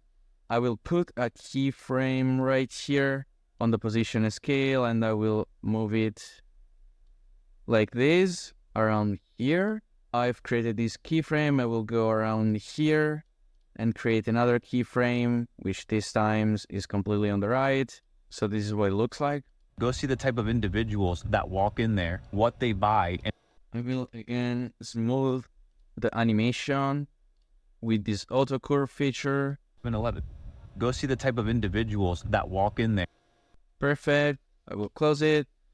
And then from right here, it says what they buy and what they do. So I have two other images that I've created. One which is a burger, which will replace pasta here, like this. Another one which is a Coke. So regarding the first image, it was created on Leonardo, where you can remove backgrounds freely. That's why it doesn't have background. This one, unfortunately, it was created on DALL-E, which cannot remove backgrounds. However, I asked for a green screen so that we can use the chroma key feature and remove this green right here, which can give us a decent result. I will put it right here. I will go right here where Luke says buy, and right here I will add a keyframe on everything, and then I'll go backwards and add a keyframe on everything, but make the burger small and here. So what it will look like is this. As you saw, it gets big. I also want to add a keyframe a bit later, and then make this one with a bit of a bigger scale so that it has kind of a pop, so that the zoom in looks better. We are going to have to once again open the keyframe animation. And as you can see here, we are on the scale function. I will click auto curve on everything. But this time, I think I will need to modify it by hand. Let's see. Walk in there, what they buy, and what they... I mean, it's decent, but it's not the best. So first thing that I will do is remove every keyframe regarding position. Now let's see how this looks now. Walk in there, what they buy, and... Okay, it's not too bad, but I want to change it, so I will modify this handle. I will move this keyframe a bit closer. Okay, I will go right here where there is this keyframe. Actually, I'll move it a bit, and then I will add opacity to 0, keyframe, and opacity to 100. This should look better now. That walk in there, what they buy, and what they... It's a bit fast. Right here it says buy, and whenever it says buy, the hamburger appears. Individuals that walk in there, what they buy, and what they do. And now I just need to sync the do. To do that, it's pretty simple. I will go right here, copy all of the keyframes so that I don't have to do the animation twice by holding Ctrl and then hitting C, and then going at the first frame of the ring, paste, and then adding it whenever it says do, which is here. So I will sync it, and then I will simply change the position so it's there. And also I need to change the scale. So I will raise this and raise this and raise the position around here. Raise the scale a bit more. Let's see how this looks. They do. And you're going to It is a bit off-centered. Let's check it now. what they do. Okay. This should be good, so I will close the keyframe animations. Let's take a look. Individuals that walk in there, what they buy and what they do. And you're going to Okay, I think it's pretty good. I'll reduce the duration of the clips so that they don't go and look Balmar's face. Here where it says their habits dictate their behavior, I will add the Netflix hand here, and then I will do the same trick again with the auto cutout. I will lower the volume of the Netflix here, add the screen overlay so that the black disappears, and then I'm also going to make this longer. is that their habits dictate their appearance because those are not the habits of I don't want the Netflix logo to be this long actually, so I'll cut it their habits dictate their appearance. around here, and then I will add a fade out as well. Appearance dictate their appearance because those are Which is perfect on 0.5. I will cut this since I don't need it. Here where it says winning, I will add this glowing icon, which I have in my editing pack. I will remove the subtitle. of winning successful people. Now As soon as it's saying opposite, I will cut the clip, and right where it finishes, I will mirror the clip. So this is what happens. do the opposite. As you saw, clip mirrored, and actually I want this to be a bit longer, so I will remove this and increase it. For the next effect, I have downloaded this video from YouTube of a hand tapping a fake screen, and you can use that to touch Luke in this case. And once he gets touched by this hand, which I will make sure that appears from nowhere here, I will make sure that it becomes gold. Once the touch happens, which is right here, this is the frame, I will cut the clip right here as well, and then I will put this above. I will put a copy of his clip here as well, and then I will freeze the clip in this exact spot. There we go, just like this. And then I will get to color grading and making this yellow. To make Luke of a gold color, the first thing that I'll do, since I've frozen the clip, is deactivate the one that is below. Otherwise, as you can see right here, there is a double Luke that is slightly moving in the background, and we don't want that, so I'll disable this. How do I change his color to gold? Well, it is not too hard. The first thing that I'll do is go on cutout and click on auto cutout so that the color only applies to him. Then I will copy the clip and paste it and remove the auto cutout from this one and keep the auto cutout here. Then deactivate this one since it's not needed. So what happens is, here I have the full clip, here I only have Luke. As you can see, full clip, only Luke right here. And here is full clip. I put this finger on the top layer so that it can be seen. Then I need to change the color of Luke to yellow because it's gold. I want to export the clip and analyze it in a different project, but in order to do that, I will need to remove this hand, which is the hand of the other guy that is having a podcast. So to do that, I will highlight everything here and zoom in Luke and do the same right here. So I will zoom in at 140 as I did with the other clips. So this is what happens. As you can see, the hand appears, it clicks, and it stops. I will remove the subtitle as it is kind of interfering. And now I will remove the background by removing these two clips so that there is only Luke. Export still frame because it's only an image, and export. And then I only want to export Luke as a black and white image. To do that, I will disable the rest of the images and videos. I will go on adjustment and remove all the colors. Again, I will go in the details of color grading later. As of right now, you just need to know this. And then I will export still frame as a black and white image. Export. I will now re-import him. Make sure that he's below the hand. So video and the layer is this one, okay?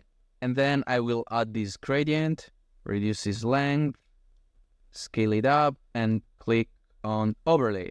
And this basically makes him yellow. Although I want to improve this by improving the yellow here and here. I have gone ahead and reactivated the backgrounds. And now we'll go ahead and create a compound clip with the overlay and Luke so that the end remains of a pink color. I will click it once again, the layer 2. And as you can see now, the end is of a normal color and Luke becomes yellow. Perfect. I can also add a background here. So I will auto cut out once again.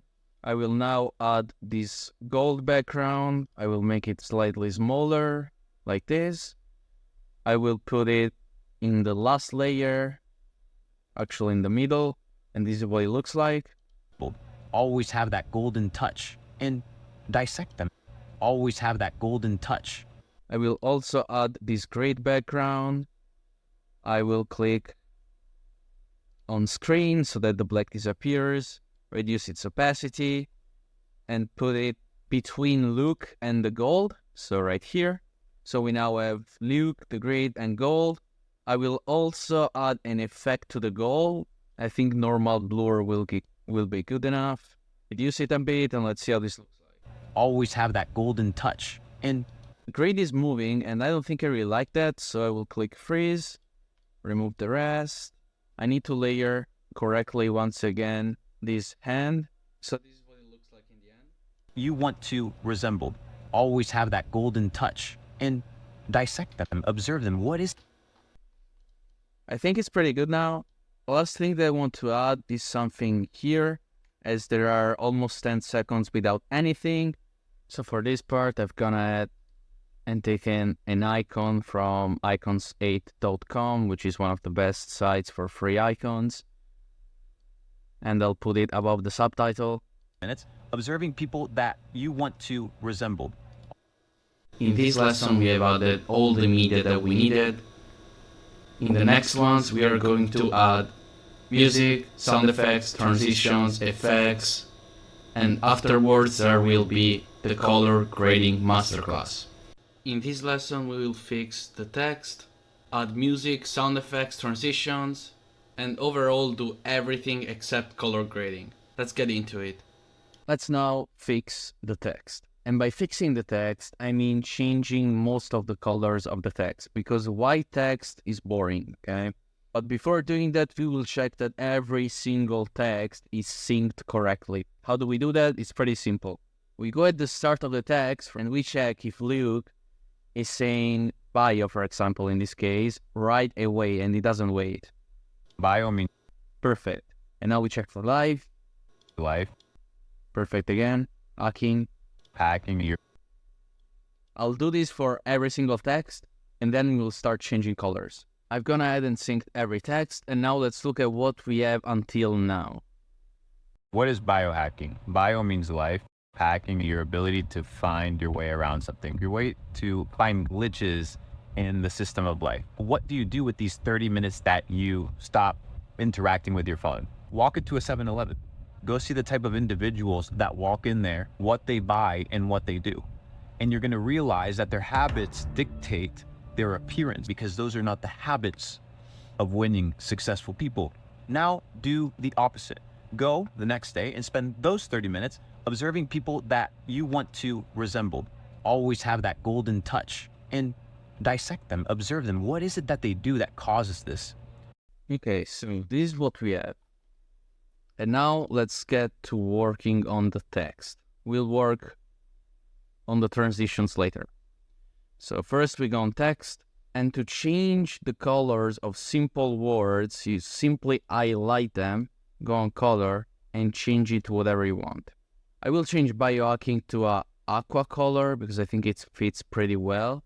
And I will change the bio to the same color of the aqua. So I will go here, copy the X of the color with Ctrl C, Then go right here, highlight this, go in color, and copy the X so we have the same bio here and here. Once I've done that, I will now remove the apply to all, because if I were to click apply to all and change the color of this text to whatever color, it would affect all the colors of the video, and I don't want that happening. So I'll click Ctrl Z, which is undo, remove apply to all, and go on the green color because live has that kind of green color. Then hacking, I will use a red color for hacking, as I think that could work well in order to create contrast with the green. When I say glitches in, I will not change any color, but I will add an animation on the text in loop. Loop means that happens the whole time that the text is on screen. What better animation than the color glitch? Let's see how this looks like now. To find glitches in the system of life. What do you... That's really good. Then once it says the system, I will change the system color to orange. I will change once again light to green. I will use the same green that I used before, so I will copy this and then go right here and copy it. Then I'll change font to a gray / black. I think I'll go with this color. Yep. I will change individuals to pink because I think it can fit well. I will remove this text and this one as the stuff is appearing on screen, and also this one. I will change habit to red because the habits are negative and red is usually red colored. There's also the Netflix. Then I will change habits to aqua.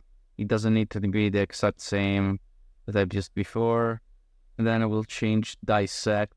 I'm thinking of something like blue, which we didn't use. Let's see how this looks like. It's not too bad. I'll stick with it. And now let's change these kind of icons that we have used. Let's improve them. I now want to add the angel effect to this icon, but if I do it like this, it is going to apply also to Luke. And if I merge them together as a compound clip, it is not going to apply. So what I will do is hit Ctrl Z, then I will copy them and paste them right here. I'll reduce the strength of the angel effect at around here, and then I will export still frame, and then I will re-import it exactly here. The screen blend mode so that all the black thing disappears, and remove this one. And now we have this cool light effect. Perfect. Now let's add a bit of edge glow to this icon with the edge glow effect. Strength to the max, and we are good. So this is what we have now with the colored subtitles. What is biohacking? Bio means life. Hacking, your ability to find your way around something, your way to find glitches in the system of life. What do you do with these 30 minutes that you stop interacting with your phone? Walk into a 7-Eleven. Go see the type of individuals that walk in there, what they buy and what they do. And you're gonna realize that their habits dictate their appearance, because those are not the habits of winning successful people. Now do the opposite. Go the next day and spend those 30 minutes observing people that you want to resemble. Always have that golden touch and dissect them, observe them. What is it that they do that causes this? I believe that this is perfect. And now I'll move all the captions below Luke's chin because I think it's the best spot to take them, and copy the position for all of them. And now that we have set up the subtitles, let's move on to the transitions, and then we'll move on to the audio. Here I will add a burn transition. Find your way around something. Here I will go into transition panel, go in glitch, and add a color glitch transition. To do that though, I will have to remove the track of magnet, reduce the length of this clip, put it right here, and add the color glitch like this. Bio means life. Pack. And as you can see, this happens. I will also add a glitch effect right here with the hacking and this kind of stuff. And the effect is called fuzzy. Like this. Hacking, your ability to find. This is too strong though. I will reduce the strength a bit and the speed, and I will leave colors, which is called chromatic aberration, the same. Hacking your ability to find your way around something, your way to find glitches. I will also add a bit of color glitch here. Hacking your ability to find. I will add the fuzzy effect right here when it says glitches, and also add the color glitch effect To find glitches. to create that kind of glitch effect. I will now add another effect which is called rebound swing to this glowing icon. So as you can see, it moves. Of winning successful people. I now want to create a compound clip with everything, but I cannot because there is already a compound clip. So what I will do is copy this compound clip, paste it at the end, then go right here, click export still frame, and then I will re-import it, remove the other one, add the auto cutout, and then I will delete this one. Now, as you can see, the AutoCAD didn't do a good job as it deleted this part, but it's no problem since we're going to add another clip without even removing the background. We are simply going on mask, horizontal, and flipping this like this. And now I still need to put this on the 5th layer, and now everything should look good. Always have that golden touch.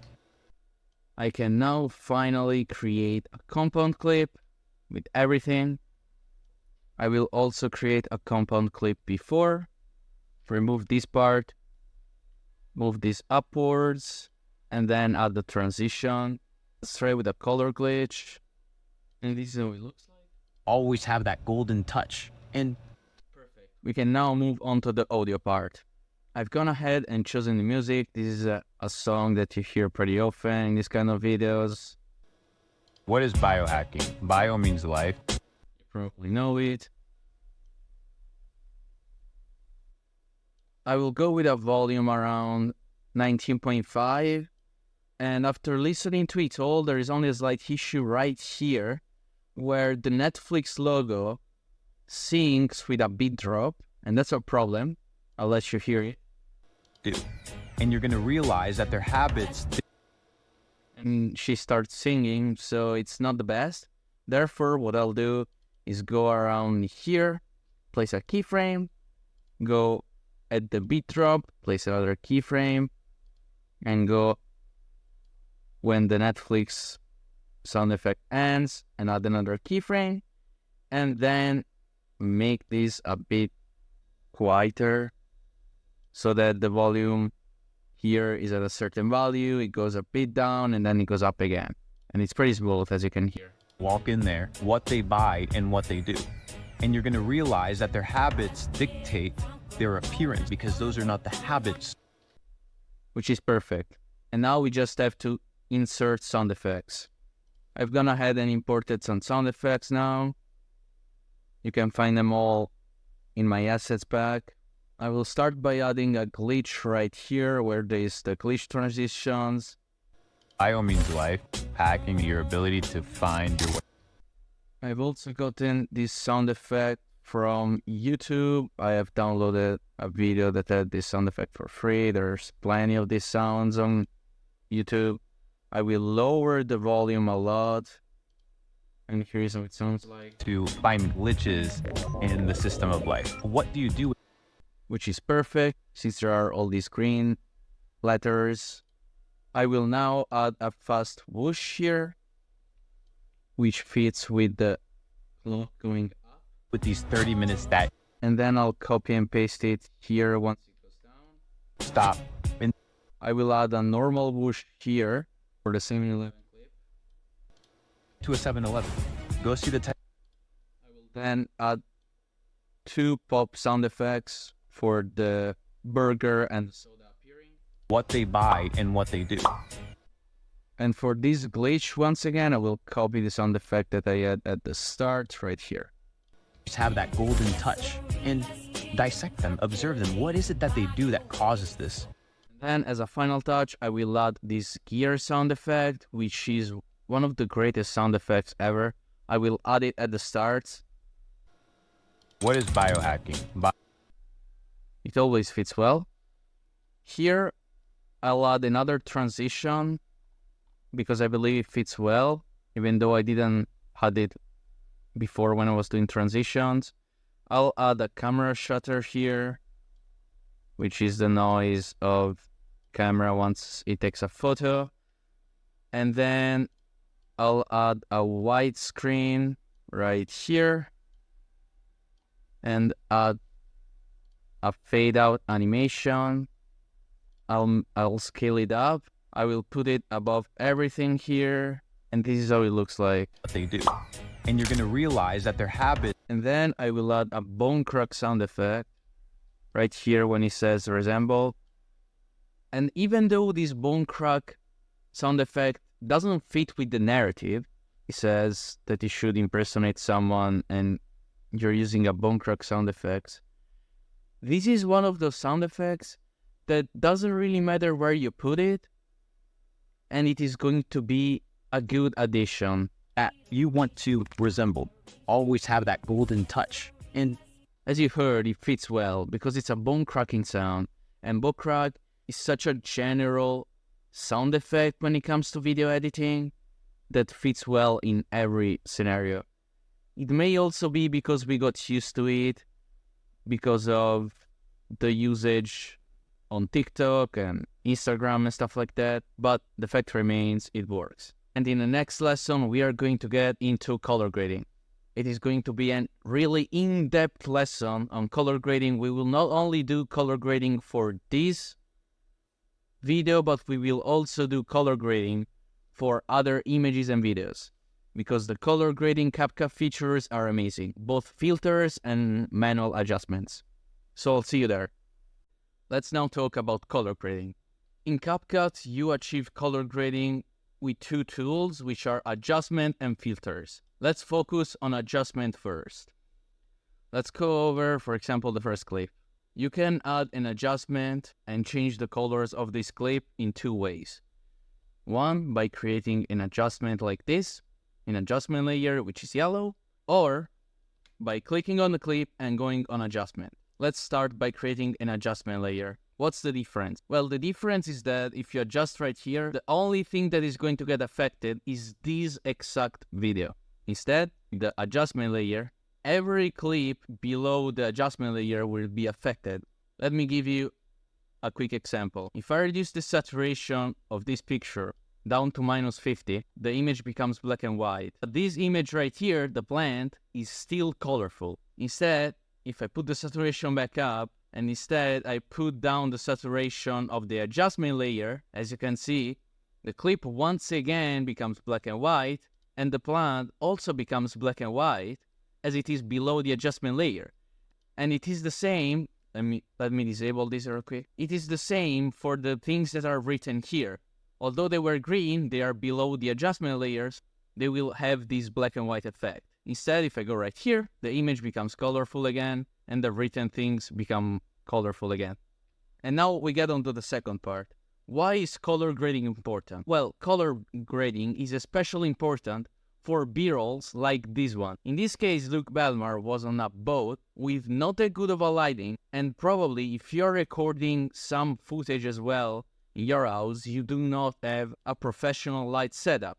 If you do, props to you, but most people don't, and there is no need for expensive cameras and light when you have color grading. So here's how I would modify this image. First, I would not modify this image only, as I have to add the same amount of color correction to this image and to all these other images, as they are the same footage from the same boat that they require the same corrections. So to do that, I will create an adjustment layer. Let's start from the basic panel of the adjustment layer, and let me explain you how this works. I will make the player panel bigger so that you can see better the corrections that I'm going to do. Let's start with the temperature. The temperature defines if you want the colors in your image warmer, so you pull it to the yellow, or colder. The hue simply gives more purple or green to the image. This is not a feature that is commonly used. And then there is saturation, which is a really useful feature. First, if you want to make your images black and white, of course, but also to add color, as you can see right here. I don't want to exaggerate too much. I think something like this works for this image. The way I suggest you to learn color grading, apart from a lot of practice, I sometimes don't remember what a precise feature does because I confuse them sometimes. So what I do is I simply put it to the max and I remember what it does. So for example, the brightness is pretty easy. It increases the brightness of your image, as you can see. In this case, there is no really need, maybe a slight bit. Then there is contrast, which improves the contrast on your image. But in this case, I will not use it because this is a dark environment, and in dark environment, this is what happens when you use contrast. It's pretty bad. So even using a bit, it doesn't really work out. Then there is highlight, which doesn't change much the picture or the video. It just changes a bit the lighting, as you can see. I usually link this on default. Then there is shadow, which allows you to remove shadows and make the image brighter, or improve shadows and make the image darker. Then there is illumination, which is slightly different than brightness, because as you can see, brightness works on subjects, meanwhile illumination works on the whole picture, as you can see. Then there are effects. Sharpen is one of the best effects of the whole color correction panel. It sharpens the corners and the lines. And as you can see, if you remove it, all of a sudden it looks like the image is blurred out.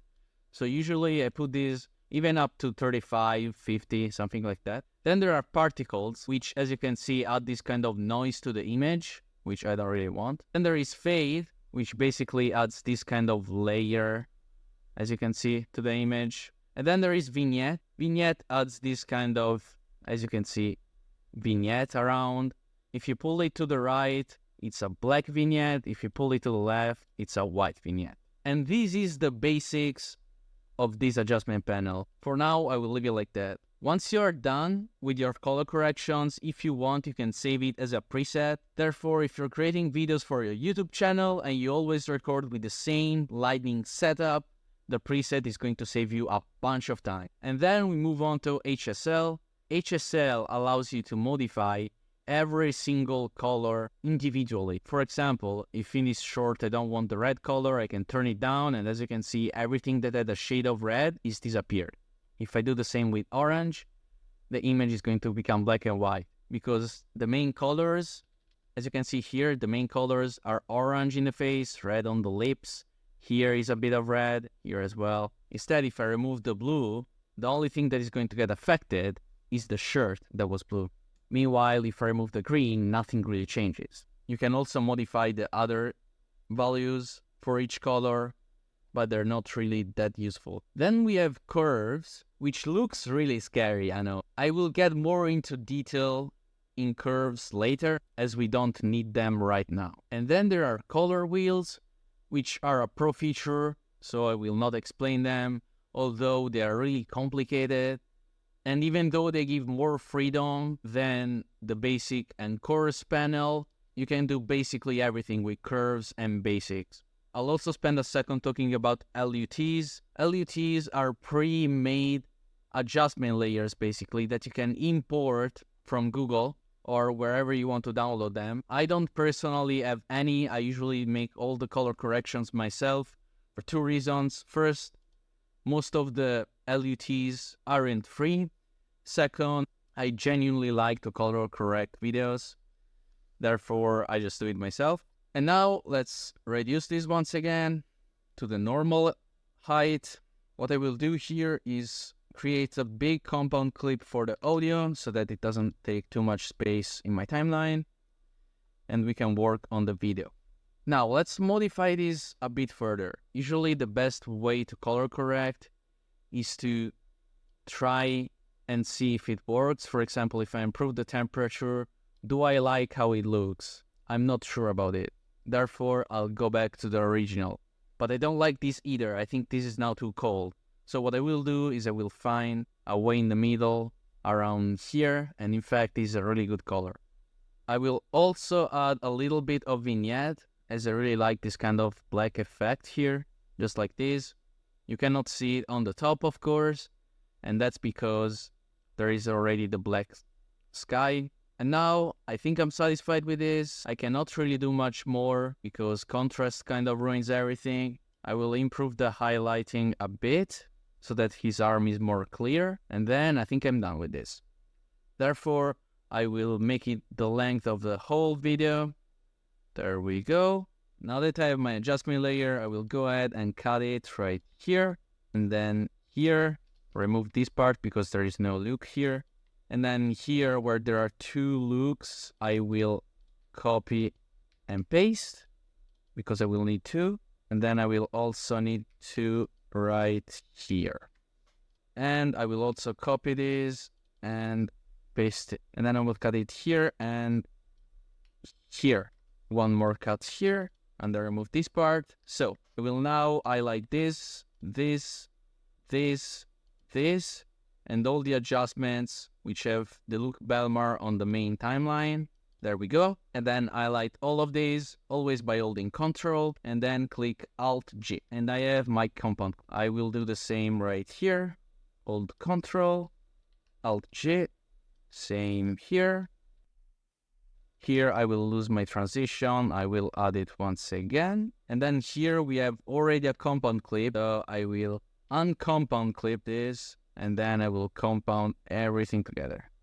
And now it's perfect. Every Luke Belmar has the color correction, as you can see. And now to finish this lesson on the basics, I will talk to you about filters.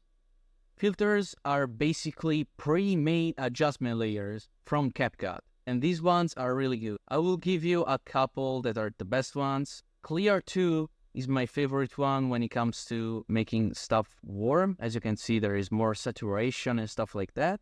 You can use this and adjust the strength as you like, even with keyframe. Then there is a black and white, which is, in my opinion, better than saturation. I will use the black and white on the fat guy because on Luke Belmar, you can't really see the black and white as most of the image is already black. But here, as you can see, there is the black, but there's also this kind of shadows which are different from a normal black and white filter like black and white 3. As you can see, this is normal black and white. Instead, with black and white 1, you can see that the stuff is more highlighted. The black is more enhanced. And I really like this black and white, and I highly suggest you to use this instead of a normal saturation to 0 like this. This doesn't look the best. And I will also give you an amazing filter for cold colors, which is conifer cone. Conifer cone is absolutely amazing. I will use this filter on the fat guy. And look at this. This is without the filter. This is with the filter. As you can see, the blue and cold colors are really, really enhanced. Meanwhile, the other colors aren't really that good. But if you have a picture or a video where you have a lot of blue, green, especially purple, these kind of colors, it is going to be an amazing filter for that.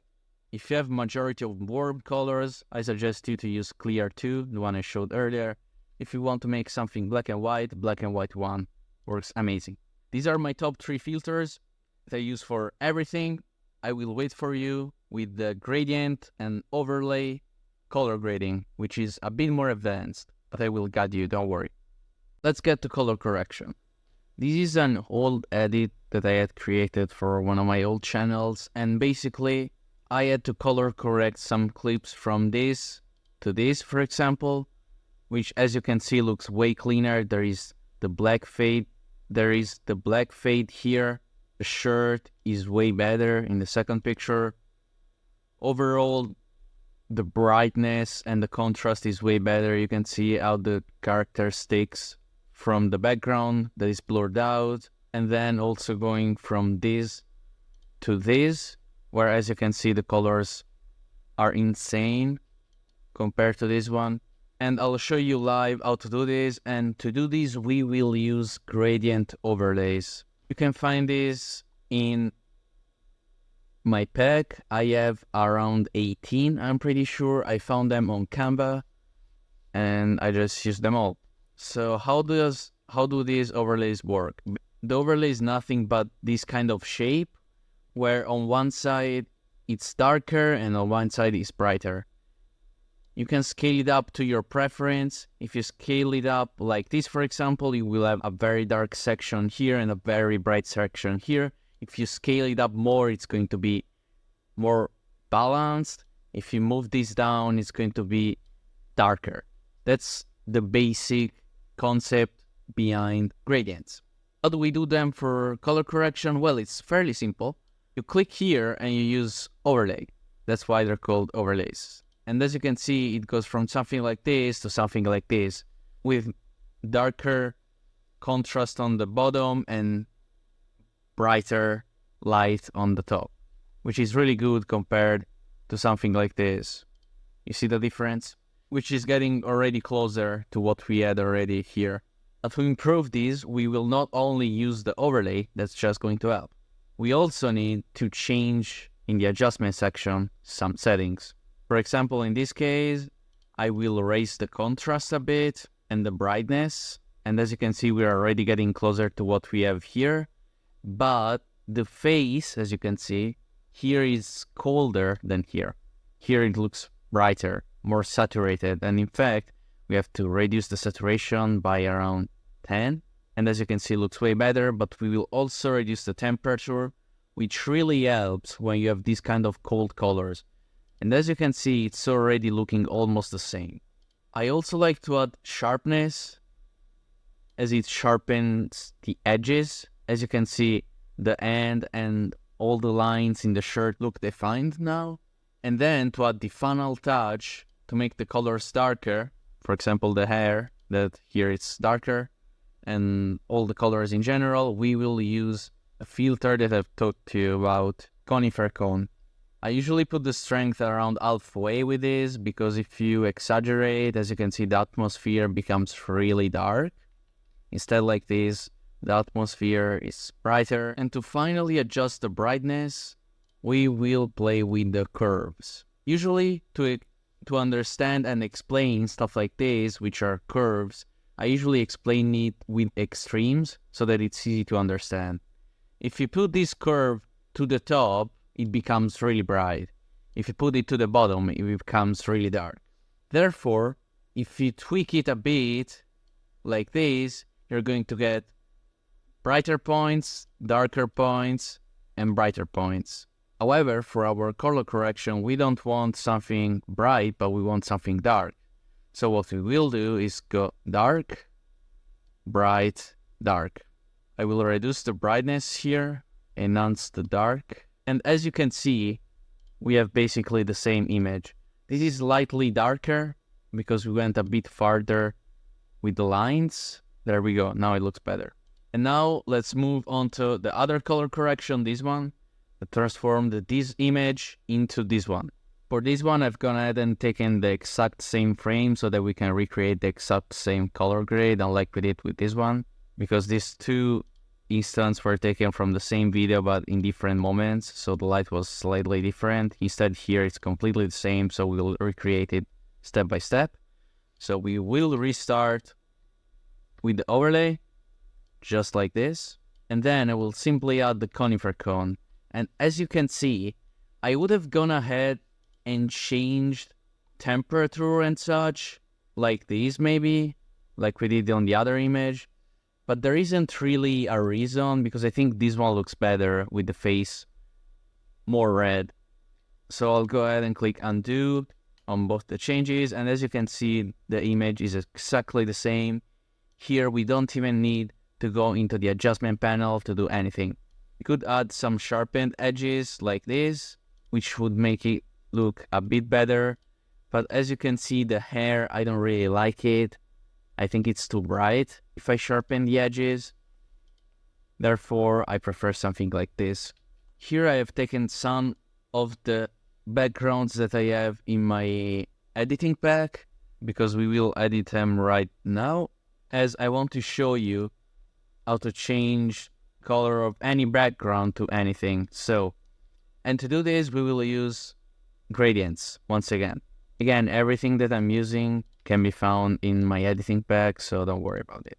So how do we do this? We have, for example, this black and white background, okay? And we want to add a red/pink/orange overlay. How do we blend it correctly? Well, it depends on what we want. For example, if we want simply the lines of the background to be orange, we can click this overlay. Although the better way to do this is clicking on screen, which will create orange and here red lines. Meanwhile, if we want to give also color to the white, we can use the darken feature. The darken feature takes every color that is darker in this image and puts it on this one. In fact, as you can see, all the black lines are still here because they are darker than the red/orange background. Meanwhile, since the white is lighter than those colors, it is going to disappear. Once we have done that, we maybe don't like how it looks, we can zoom in so that there is more orange, or we could reduce the opacity so that you can notice it less, for example, something like this.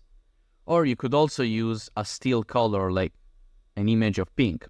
In this case, for example, we can use a blue gradient for this other one. Again, you could use the darken feature to do something like this. Although you can always play with all the features and find out which one works best. And you can reduce the opacity if you want, or you can zoom in because maybe you want in more blue like this or more black. You can decide.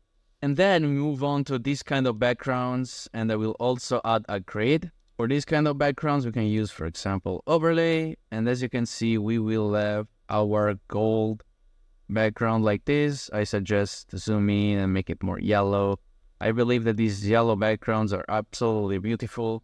And then we move on to the grid, which I have used also in one of my introductory videos, where basically you can add the overlay, and as you can see, it becomes golden/dark. You can zoom in, zoom out, make it yellow, make it darker, whatever you want.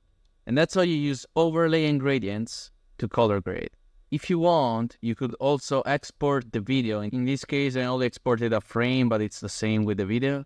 And basically, you go on adjustment. Once the clip is exported, you can play with the color grading and add saturation, remove it, some pink maybe, since the background is pink. You can maybe add some temperature, make it brighter, make it darker, whatever you like.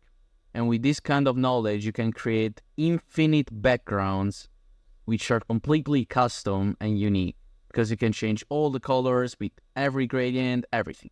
And in the next lesson, we will also explore the black and white features and overall just give a revise of the whole color grading.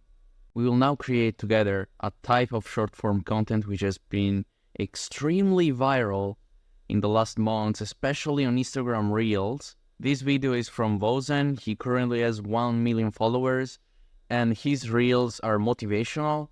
How does he do them? Well, it's extremely simple. It's an AI voice recorded, some music in the background, auto captions, and stock footage, color corrected. Only thing that you need to learn for these videos are color correction in black and white, basically. And I will explain to you right now, but first, I want you to watch the video so you know what we are talking about. This is a motivational reel. If you start today, in 2 weeks you'll feel stronger. In 1 month you'll notice changes. In 2 months your family and friends will notice. In 3 to 4 months, everyone will notice. And in 5 to 6 months, everyone will ask, how? So let's start with the captions. Let's go with some auto captions. Create. I will now go ahead and choose Cinzel, which is the font that is used by this guy. I will put subtitles in the middle, reduce the font size a bit, and then disable this real quick to see if everything works.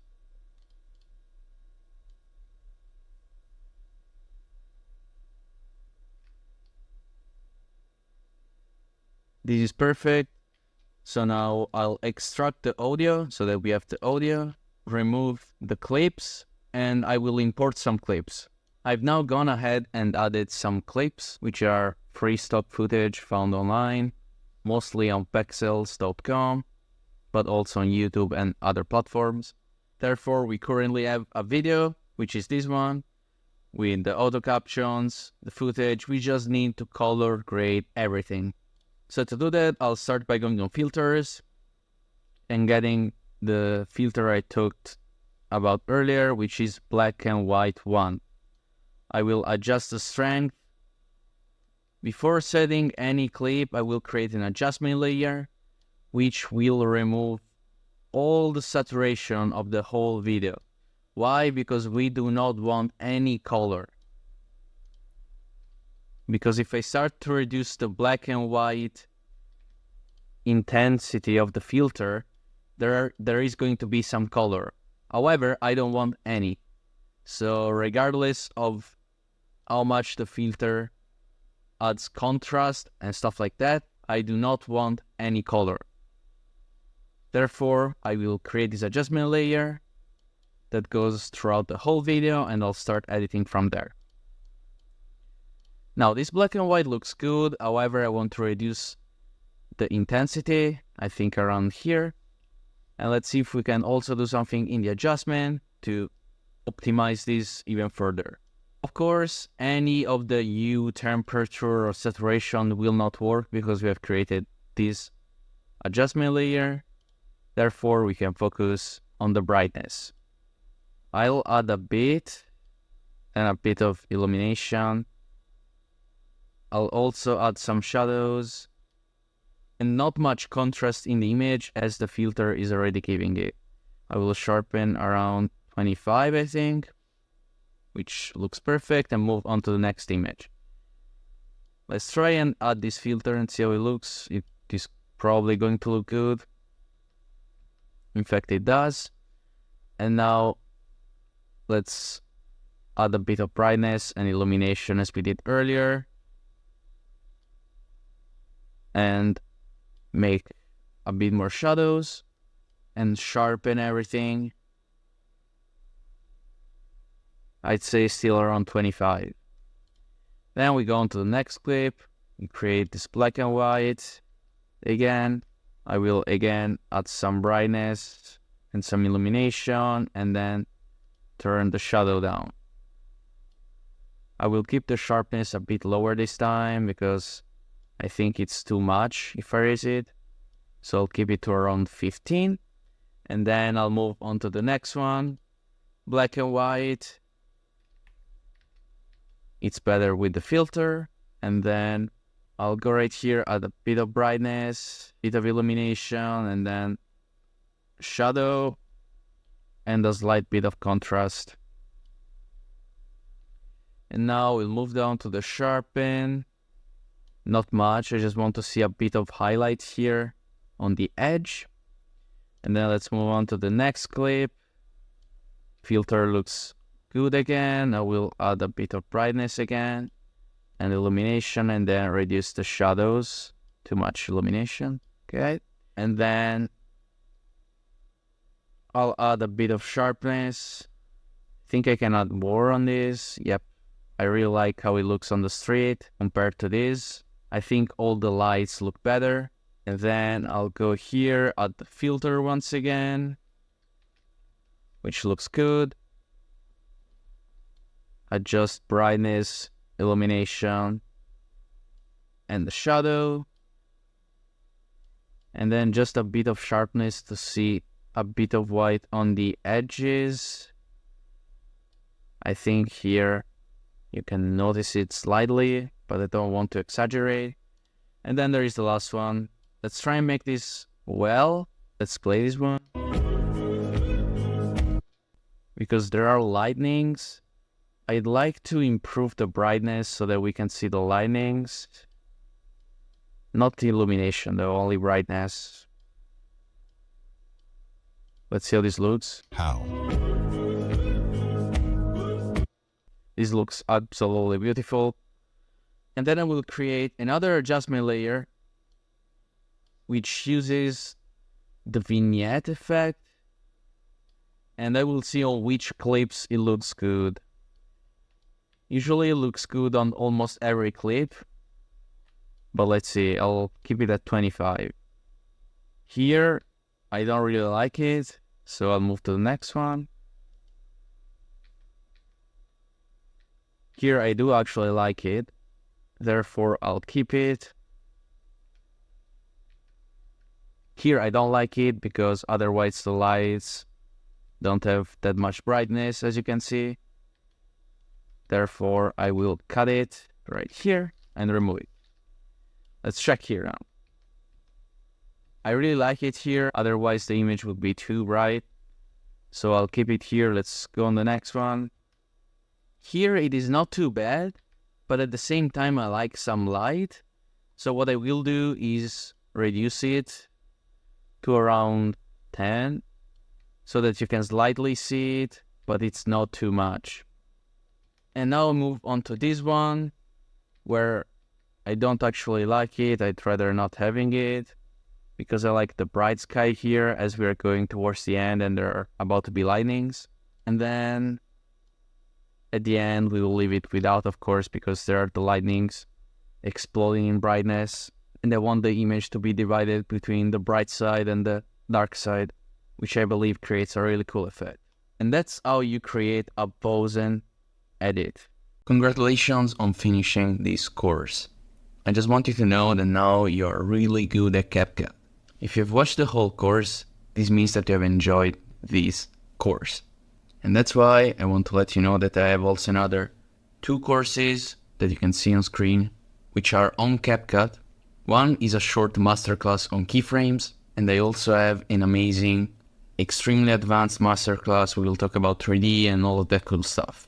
Now, before you move on one of those amazing courses as well, it would really mean the world if you could leave a review to let me know what was good about this course and if there is something that I could have improved.